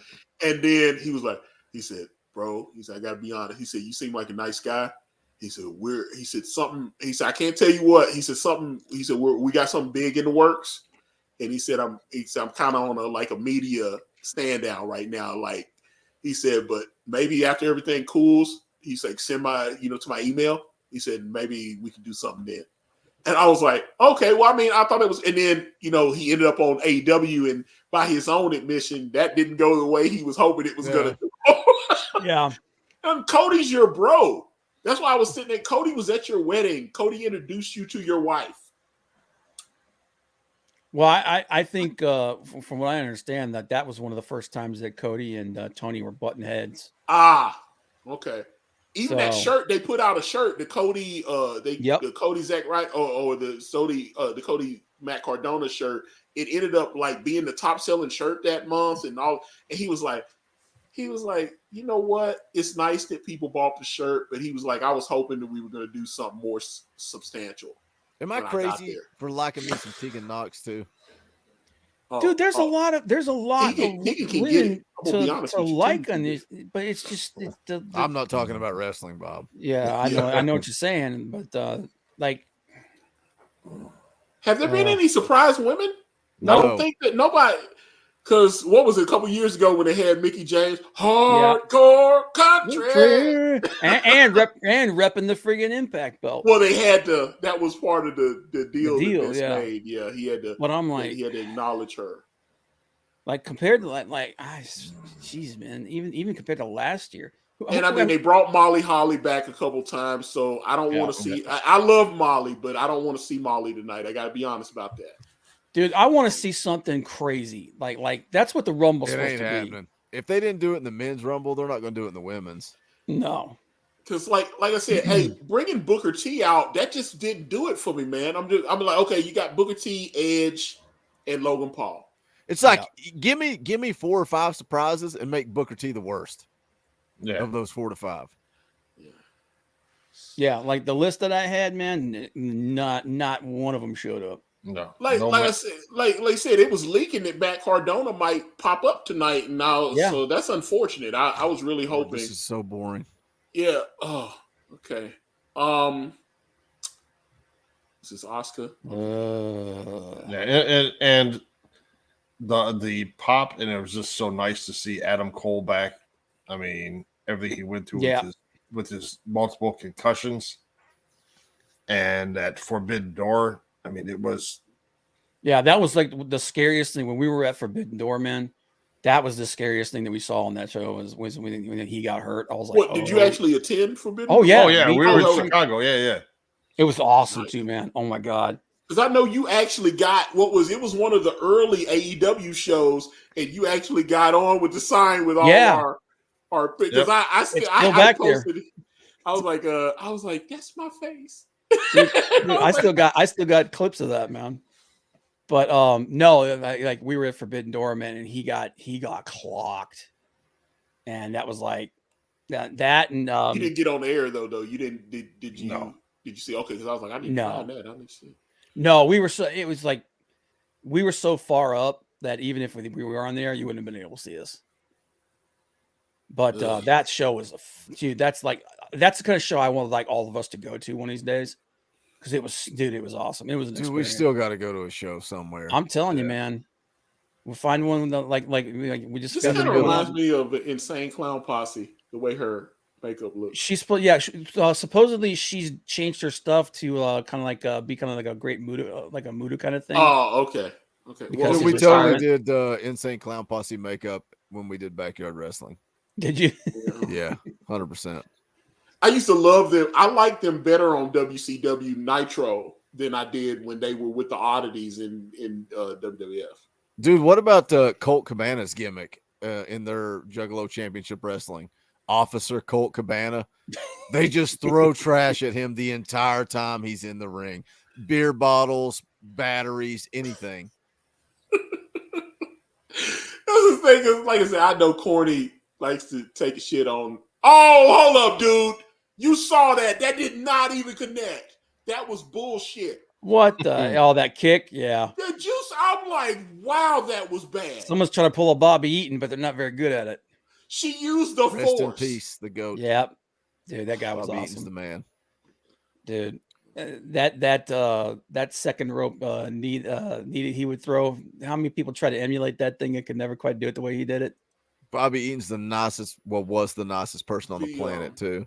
The woman that owned the funeral home where they had Bobby's service, she went to high school with my brother. Wow. Oh, really? Yeah, her family has been in that business. Do they still call her Dewdrop? Because they just use her name, Piper Niven. Okay, because I was like, when they start calling, because I thought she was, I have a thing for, I've mentioned on the old shows, I have a thing for redheads. And I thought it was Gail Simone. And it, well, okay, Side note on did you see Gail Simone's tweet the other day when she took a shit on J.K. Rowling? Yeah. Everybody's doing that, bro. No, Everybody. That was so lame, though. That was lame. I was like, It's totally escalated when Mark Hamill liked her tweet. Dude, that's what blew it up this week. Bitch he turned out to be, man. Yeah, and I was like, you don't understand how much I love Luke Skywalker. I had to like for a little while, especially like when Trump was running the first time and after Trump won, I had to mute Mark Hamill and a couple of these other guys because I was just like, dude, he's in the White House. Get over that shit. Just separate Mark Hamill from Luke Skywalker. Yeah, because I don't watch anything after the original 3. Yeah. Actually, I like episode 1 and I like episode 3 too. I ain't gonna lie. I like those two. Episode 2 is complete garbage in the Wait, Disney. you talking about the new stuff or you talking about the prequel? No, talking about the prequel. The Phantom Menace and Revenge of the Sith. But I honestly kind of like The Force Awakens too, even though it was a New Hope remade is all it was. I went to see the Phantom Menace twice because at the end when they did the Darth Maul, when Darth Maul showed up. Whoa. Dude, Darth Maul, how great was that character? Yeah, I was like, they should have done, but then they tried to do it in the Han Solo movie. You know, hey, he's still alive.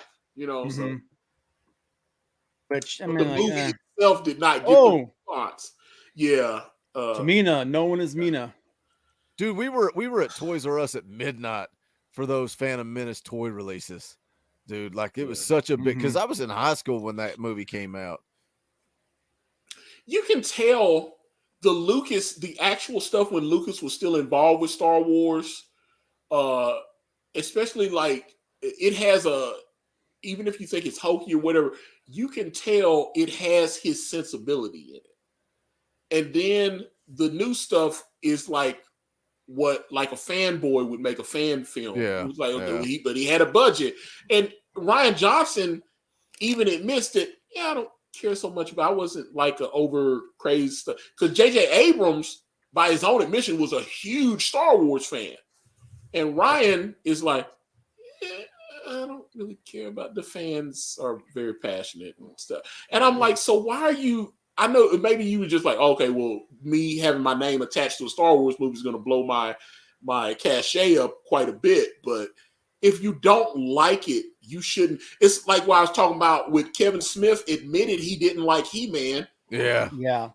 Well, it showed. You buried yourself when you said that. I was like, you got no shot. That was one of I did that video and that video went crazy on my channel. I got thousands of views on that video. I talked about Kevin Smith because he admitted he didn't like He-Man, and people was like, so what? You haven't even seen the show yet. And then the first 6 episodes aired, and I was like, okay. Well, there's a better half of Matt Cardona. I was going to say, is she in NXT now, or? I believe so. Yeah. Okay. But with Sammy P. I hope she don't get hurt again. I don't know who the hell's on the roster. She's had a couple of big injuries. I hope that's behind her because my God, you only have so many chances. Yeah. She looks pretty thick. Speaking of the way she used to look, and Antonio talking about Star Wars. I mean, there was so much, like with Timothy Zahn, with the you talking about the Admiral? Oh yeah. Admiral Thrawn. Those are the best books in the history of Star Wars. Yeah, so good. Speaking of Star Wars, did you know Mike Barron wrote the comic adaptation of that? Yeah, I did not know that, and he won an Eisner for it. Somebody talking about it, I'm like, I got to get that. Yeah, it's like $200 for the hardcover. Yeah, I was about to say, yeah, he's won 2 Eisners, and that was the Star Wars stuff is. Yeah, I didn't know he did the comic adaptation of the Thrawn trilogy. Which I can't wait till I finally finish because that's my next book, Children of Man, the Mike Barron script that I have. I've been waiting. I've been wanting to because I was like, I worked with Mike so hard on that script, and I was like, it's 60 pages, and I want to finish. Bailey took out took out Becky. But talking about Star Wars, did you hear about that Phoebe Waller-Bridge is taking over Tomb Raider? Yep. She's the You mean as a producer, right? She's not going to be Lara Croft. Oh, she's not going to be in it. No, Okay. she's in control of the freaking. Okay. She's going to be writing it and producing it. Here's the thing. Okay, let's talk about her because she's got a show on what's it? It's on Amazon that everybody loves. They kiss her ass and she's won some Emmys and Golden Globes. And stuff. And they talk like she's the greatest. Okay, when she did that woke ass robot in the Solo movie, that's what I was talking about. I was done, bro. Yeah, I was like, this is what people are talking about. He's like, oh, when you say woke, you mean you don't like Black people and LGBT people and this. I was like, no, we just want to go. I agree. When Ethan was always talking about, you read comics, you go to the movies, it's escapism. You want to leave the problems of the real world at the door and just go in there. But then they're like, the robot is trans. What? And what they said, Lando is Han was omnisexual. Yeah. Oh Lord, pansexual. I was like, this is weird, man. Not pansexual, omnisexual, which means he would screw robots. Yeah, it was. I was like, okay. I'm trying to watch Han Solo shoot people. I don't care about all that. That's what I'm saying, and that doesn't make me a bigot to say that. By the way, I just want to all watch six of you watching. Antonio's not a bigot, okay, and he doesn't hate Black people. Yeah, I'm like, it's that stuff's weird to be putting into. Remember when they did that one of the last Star Trek movies? They said, hey, they said the original Sulu actor was gay, so let's make in the new Star Trek, let's make Sulu, let's make him gay. And even George Takei was like, you shouldn't have done that. No, why are you doing that? And he's gay and he's telling you're making a mistake. When the gay people recognize that you're pandering and just being woke for no reason, listen. Oh my God! Did you see that shit? The whole Sammy P, don't you be hating on Zelina Vega, bro? She's cosplaying a character called Jury from Street Fighter. That's why they did that before they started. I used to watch her Twitch. Does she still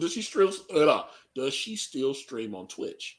Because I know since she came back, because that was one of the reasons why she lost her original. I know she's still married to Alistair Black. She's got a YouTube channel, but I've not looked at it. I used to watch her Twitch streams were really good. She would get numbers. She was doing. That's why I was surprised she came back to WWE because it seemed like when I was watching her on Twitch, people were really interacting. She'd get, sometimes she'd have 1,500 people watching her. Yeah. No, she was making bank off of that. Yeah, that's what I'm saying. So I was sitting there going, and I watched Adam Cole's streams.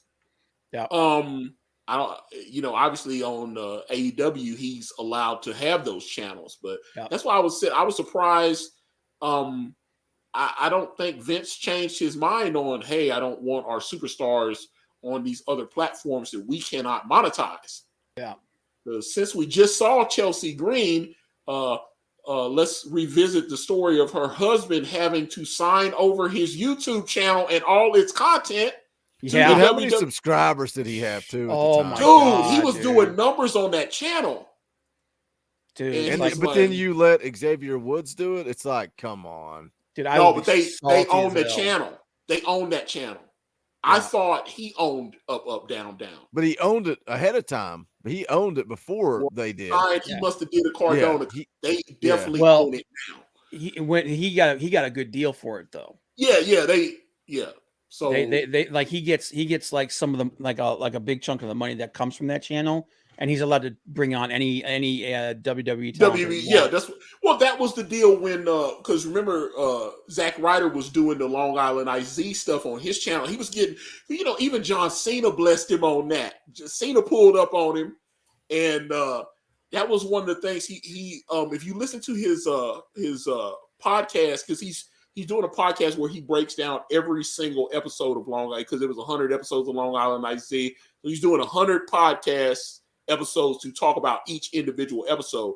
And I've loved listening to those because you kind of get some insight on what was going on. Because he talked like Triple H wasn't maybe the biggest supporter. Mm-hmm. Triple H thought he was goofy, didn't understand the business. You know, this kind of thing. And he was like, it kind of pisses him off because I heard Jericho say the same thing because he went on with Jericho and Jericho was like, it kind of seems like it pisses him off when you get over when they don't want you to get over. Yeah, no, that was a big thing with Vince, man. He did not like people getting over organically. That's why he was like when the New Day first started getting over. He wanted to break them up. Danielson freaking hijacked the show. He hated that. Yeah. Yeah, because they definitely did not want to make Brian Danielson the champ. Believe that. No. That's why they had to change the card for WrestleMania and put him into the match. Well, it's like everyone's talking about Vince being back, and then like what's going on with Sami Zayn. Sammy's the new friggin'. We were talking about that earlier. Sammy's the new Daniel Bryan. Yeah. Vince, because I guarantee you, Vince is looking at him going, "I don't get this. This doesn't make sense. No, I'm not pushing this guy. You know, I'm going to push Austin Theory. Heaven forbid you listen to your audience. Yeah, I'm going to push Austin Theory. Oh my God! I don't hate Austin Theory. Gonna give him this Cleopatra egg. Well, that was stupid. The egg thing was dumb. God, that was stupid. And The Rock was supposed to be there. Is this a character that they have not screwed up completely? Oh my God! Time after time after time after time. Yeah, I think it's, and I mean, not to mention she got pregnant again, so that didn't help. Yeah. That's why she's been gone. Yeah, that's why she left the last time. The last time she got when she was with Ric Flair. Yeah, they were doing because they were because Charlotte talked about she wanted to do. What the hell was that? She actually wanted to do a match where it was Charlotte Flair versus Ric Flair. That was supposed to be the switch. So Rick turned on his daughter. He's with Lacey. Somehow she wanted to spin it where it was Flair versus Flair. She wanted to get in the ring and have a match with her dad. Oh, Lord have mercy. It was awful. She said that was her. So that was her. So that's where they were trying. I think that's where they were going with that. And then Lacey got pregnant. Yeah. And so she reproduced. That's almost Vince Russo level bad. I am curious. I was like, because the Flair versus Flair, I was like, at that time he was already like 60-something years old. Oh yeah, that was like 4 years ago. So that was 69. Yeah, so I don't know about that, man, but that's what she said she wanted. So I'm sitting there going, "Oh, Michelle McCool." Okay. I miss Layla. I would prefer Layla L. But I thought she. Okay, so she's jumping. Okay, because she's there with her. Let's go right to the sports bra. I was like, okay. Oh, well, we're gonna crash and burn here. What are we doing? That would have been if she had failed. Just eat shit. Yeah, because Lacey's new finishing move is the Cobra Clutch. The Cobra Clutch, yeah. Yeah. Oh, she's Sergeant Slaughter now. Yeah, she's Sergeant Slaughter now. Is Sergeant Slaughter ever has he given her the cosign? Because I still fuck with Sergeant Slaughter. He followed me on Twitter and I became 9 again. I could not believe I had to look at my Twitter because he actually followed me and I tripped. I was like, you don't understand how big a G.I. Joe fan I was. And to see I got a notification in it, and I was like, that's Sergeant Slaughter and he's following my account. I couldn't believe it. Come on. Tony, we know you still have your figures and play with them like Dark Helmet did with his.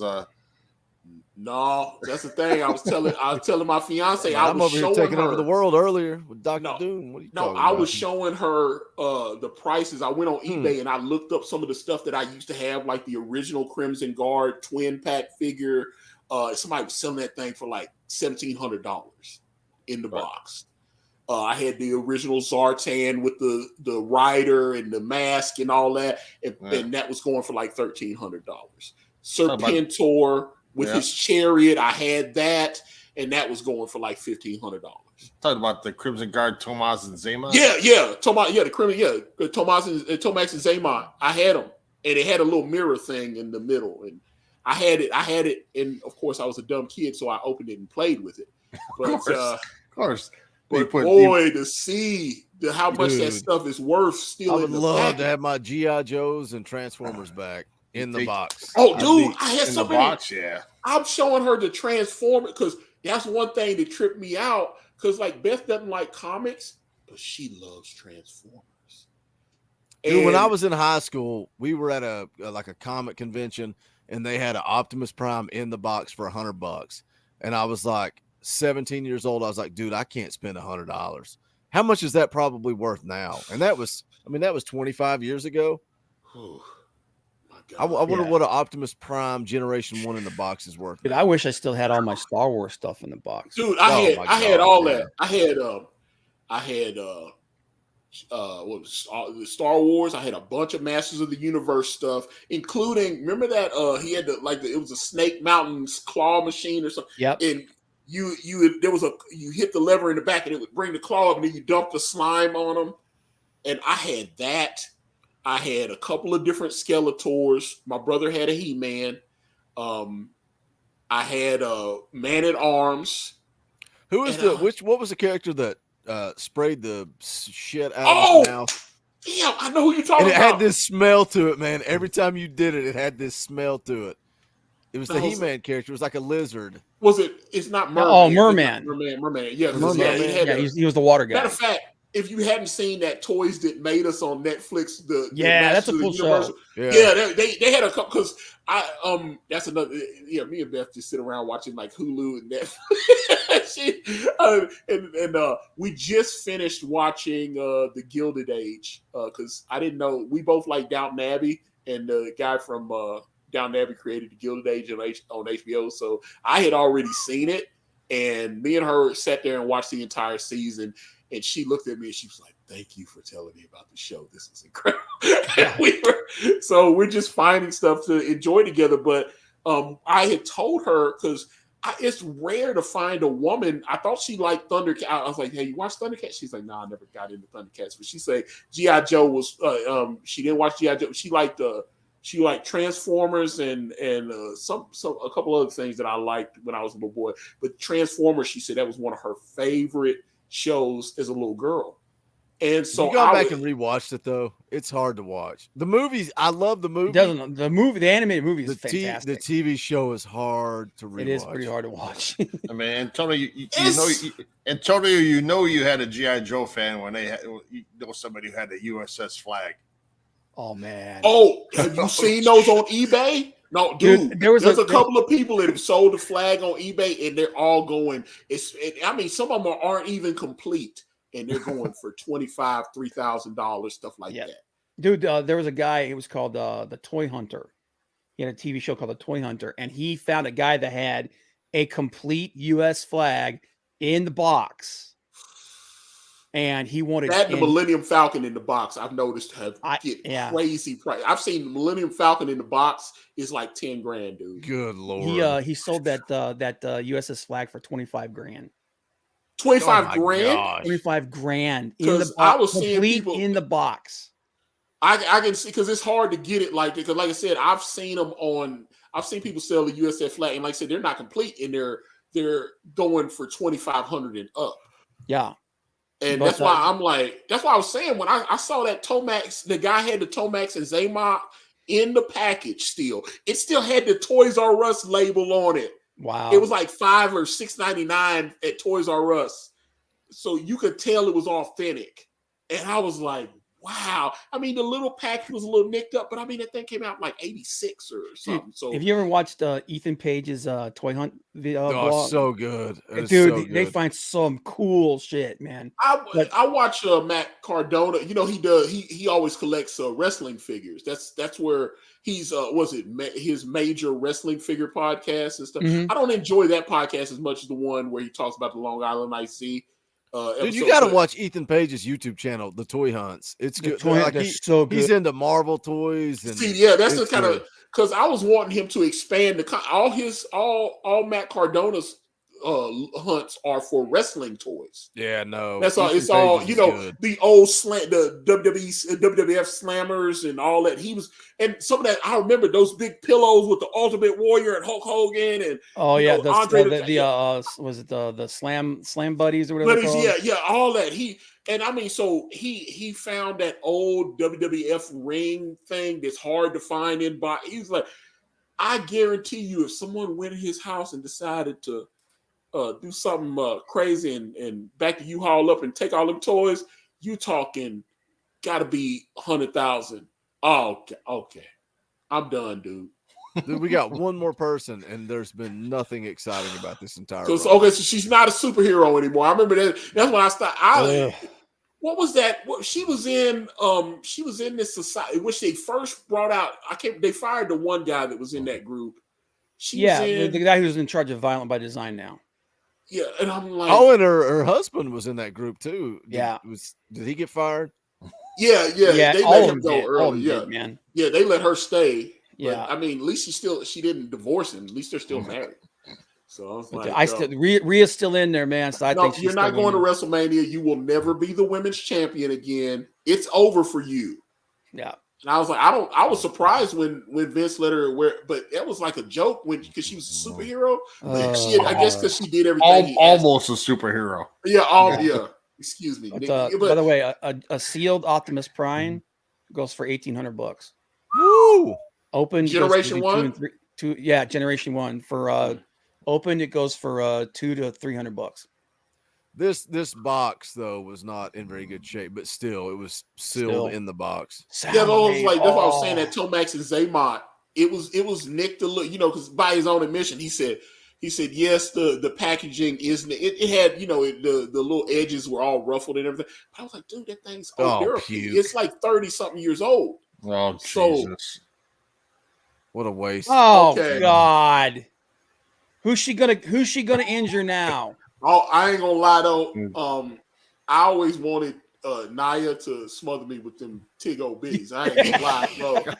I've always loved. We're back to the Wrestling Council of me making sly remarks about chicks that I think are hot, and Antonio just saying, "Hold my beer." I would beat the brakes off that monkey.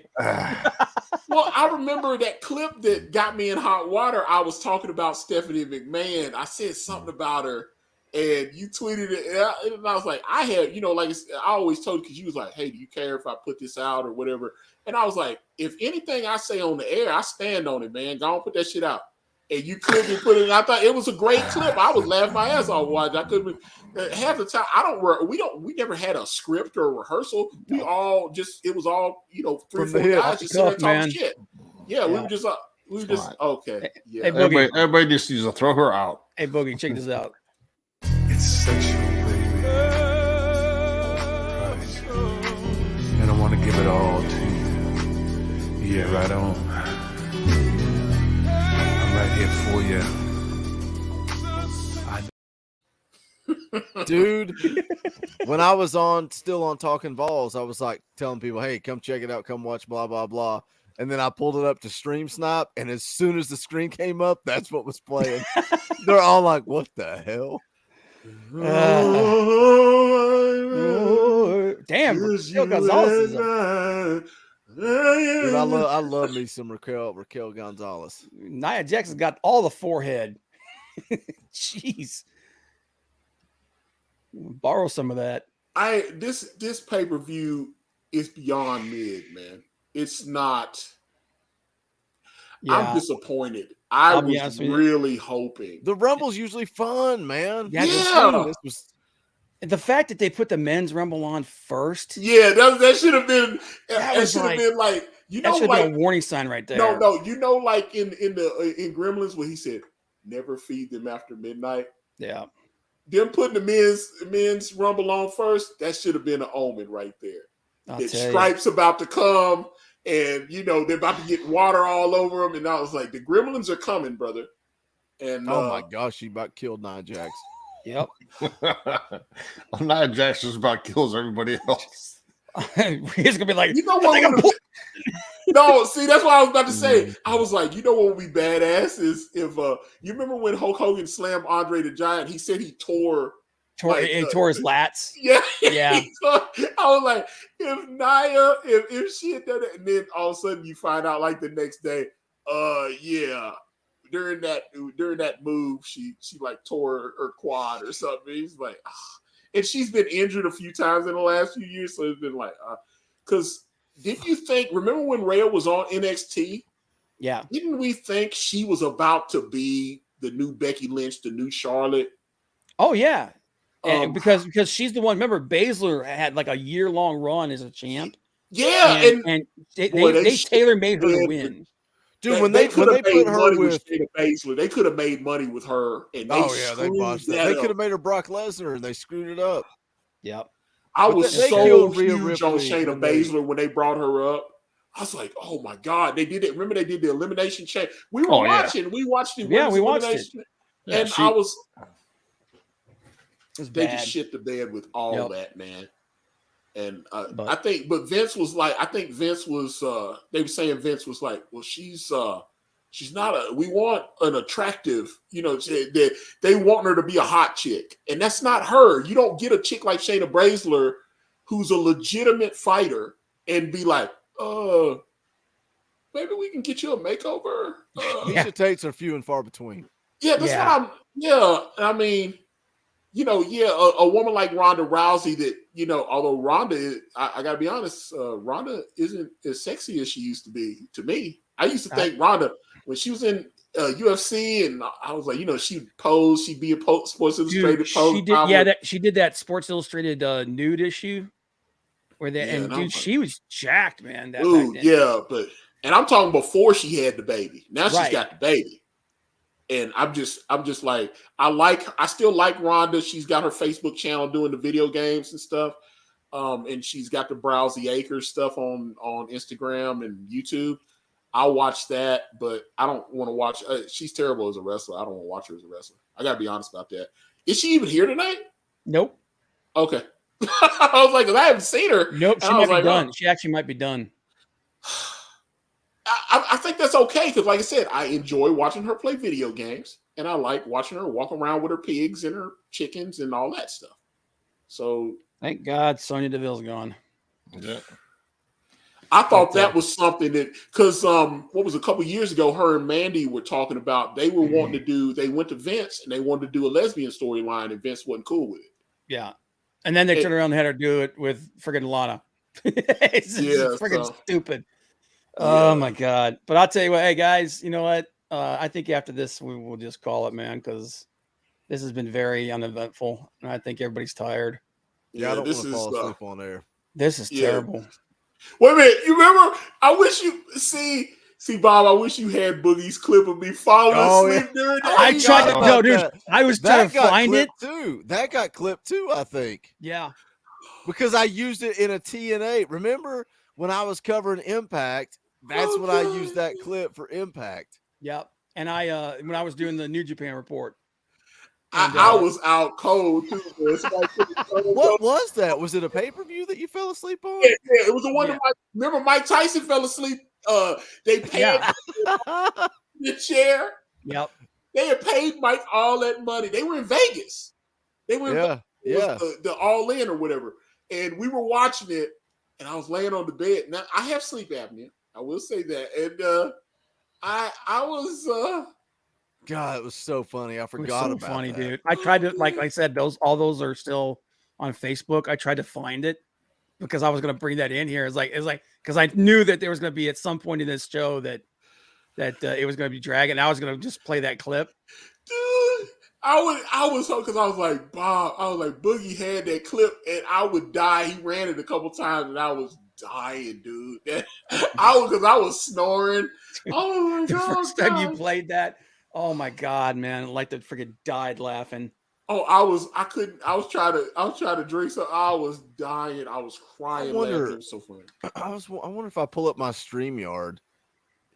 I wonder if that's still in there. If the Wrestling Council clips are still in there. Because that clip of me sleeping was hilarious. Oh my God, I loved that clip. Oh man. Oh yeah. Let's see. Yeah, because that's I was like, I remember like Tyson, they queued over to Tyson and he was like nodding off. He was like that was back before he started fighting again, and he was like old man Tyson. Yeah. I don't think he had started his podcast, I think he did have the hot box because he was in the marijuana business. Yeah. Well, he's still in the marijuana business. So Liv, Rhea, and Asuka. Okay. No, all I have is the intro. What's up? I'm so happy to be here. the T-shirt stuff. I don't have any of that. I don't have Yeah, the man, sleeping that clip. I wish I had you send that to me because I was crying, laughing. When I was like, oh, at first you'd be like, oh God, I'm embarrassed. I fell asleep. That shit was funny. Oh yeah, it's I like was you said. that Yeah, shit was funny, man. I was, It was perfect too. It was the perfect length. you were snoring so loud too. It's like Dude, so clear. I thought for the first time I watched, I thought you were kidding, and then Boogie's like, "No, dude, he really fell asleep." no, it was Oh my god, hilarious. it was And- so and, damn funny. And I think they were like, hey, we need to mute it, and you were like, no, let it go. It was so funny. I was like, because see, Boogie, that was smart because you could have been like, oh, okay, let's mute his mic and cut it. It's like you just kicked me out the stream until I woke up or whatever. He was like, no, let it go. No, it's like you got somebody drunk on stream about to pass out and fall out of their chair. You make them full screen. I was like, Oh my god. I was like, Boogie, that was genius because that moment wouldn't have existed if you had been like, oh no, mute the mic and put it. It was like, no, let it go. Here you go, Rhea Ripley, about to win it all. Well, it's like 3 years too late. Somebody's hair extension fell out or something. Yeah. Whatever that is. Something. Or is that from Rhea? Because she wears all that weird I think stuff. her gear's about to fall Oh, off. yeah. Oh, who was that a couple months ago that they had the wardrobe malfunction? And they had the it was one on Peacock because I was watching on Peacock and they cut away. It was Charlotte or something. Somebody had an accident. Oh And, god. it can't be Liv. They can't let Liv win it because they're not going to be able to do anything with her. There you go. Bam! Oh, that was perfect. Dang, she is coming out of her gear. Yeah. Free the nipple, baby. I'm cool with that. But yeah, like I said, it happened. It happened a couple. The uploaded version. They took it down. They recut it so that wasn't in there no more. But there's so many people had screenshots of it on online and stuff. They were like, "Oh yeah, the little boob flew out there." Yeah, alrighty. Yeah. And everybody, that's they all call it a wardrobe malfunction now, but that I've heard that wardrobe malfunction, but that's the Super Bowl. Remember that was the Super Bowl with Justin Timberlake and Janet Jackson. Yep. And that's like one of the most viewed moments in the history of television. Because just in the first 24 hours after everybody said that thing went beyond viral in the first 24 hours after it was, because I was watching that. I had it on I had taped it. I had to work and I came home and I said, okay, we listened to the Super Bowl on the radio at my job. And then I got home and I said, let me watch the game. And then so I watched the game and I said, whoa. And I rewound it. I said, whoa.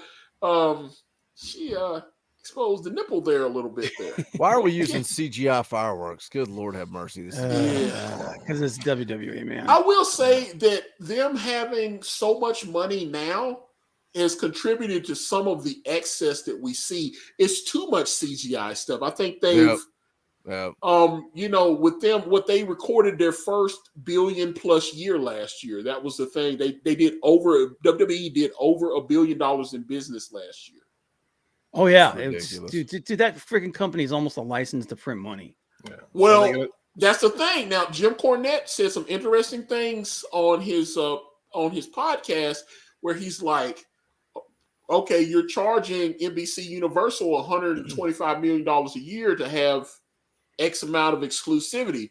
If, because they're trying to sell, which Nick Khan has said they are trying to sell WWE.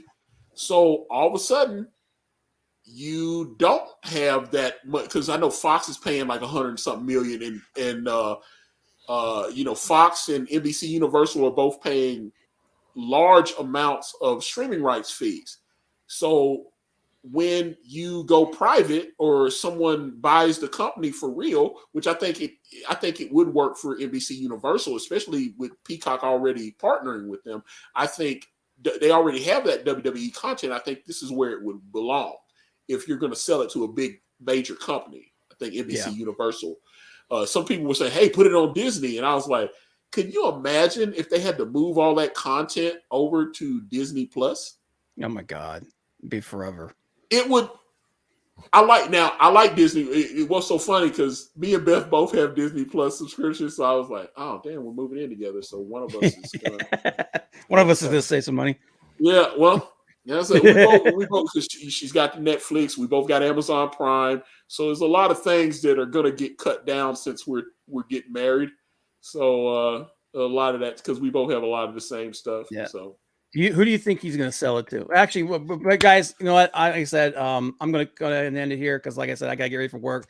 Everybody's getting tired, and this show has been pretty awful. So, hey, we've had fun. I've enjoyed you guys. Yeah, Sammy P has rode with us since the second I came in. Thank you, man. Thank you, Sammy P. All-star. But I think it's going. I think it's going to NBC Universal. I think that would be the best partner. I don't know, man. Saudi has got deep pockets, man. If you go to Saudi, how many of those guys like Sami Zayn are going to say, I'm done? Do they care?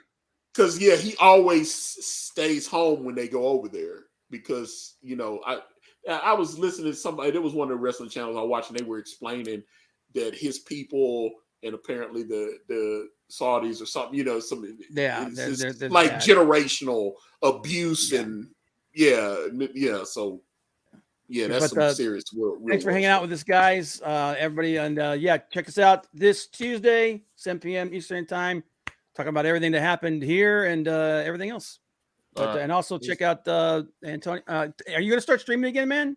I've got some projects I'm developing now, so I might because you kind of need YouTube to kind of help promote that stuff. So all right, man.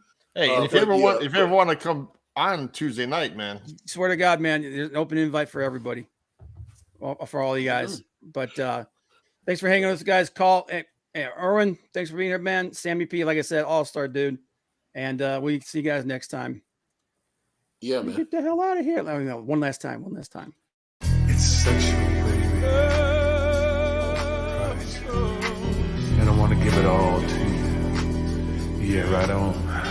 I'm right here for you. Good night, guys.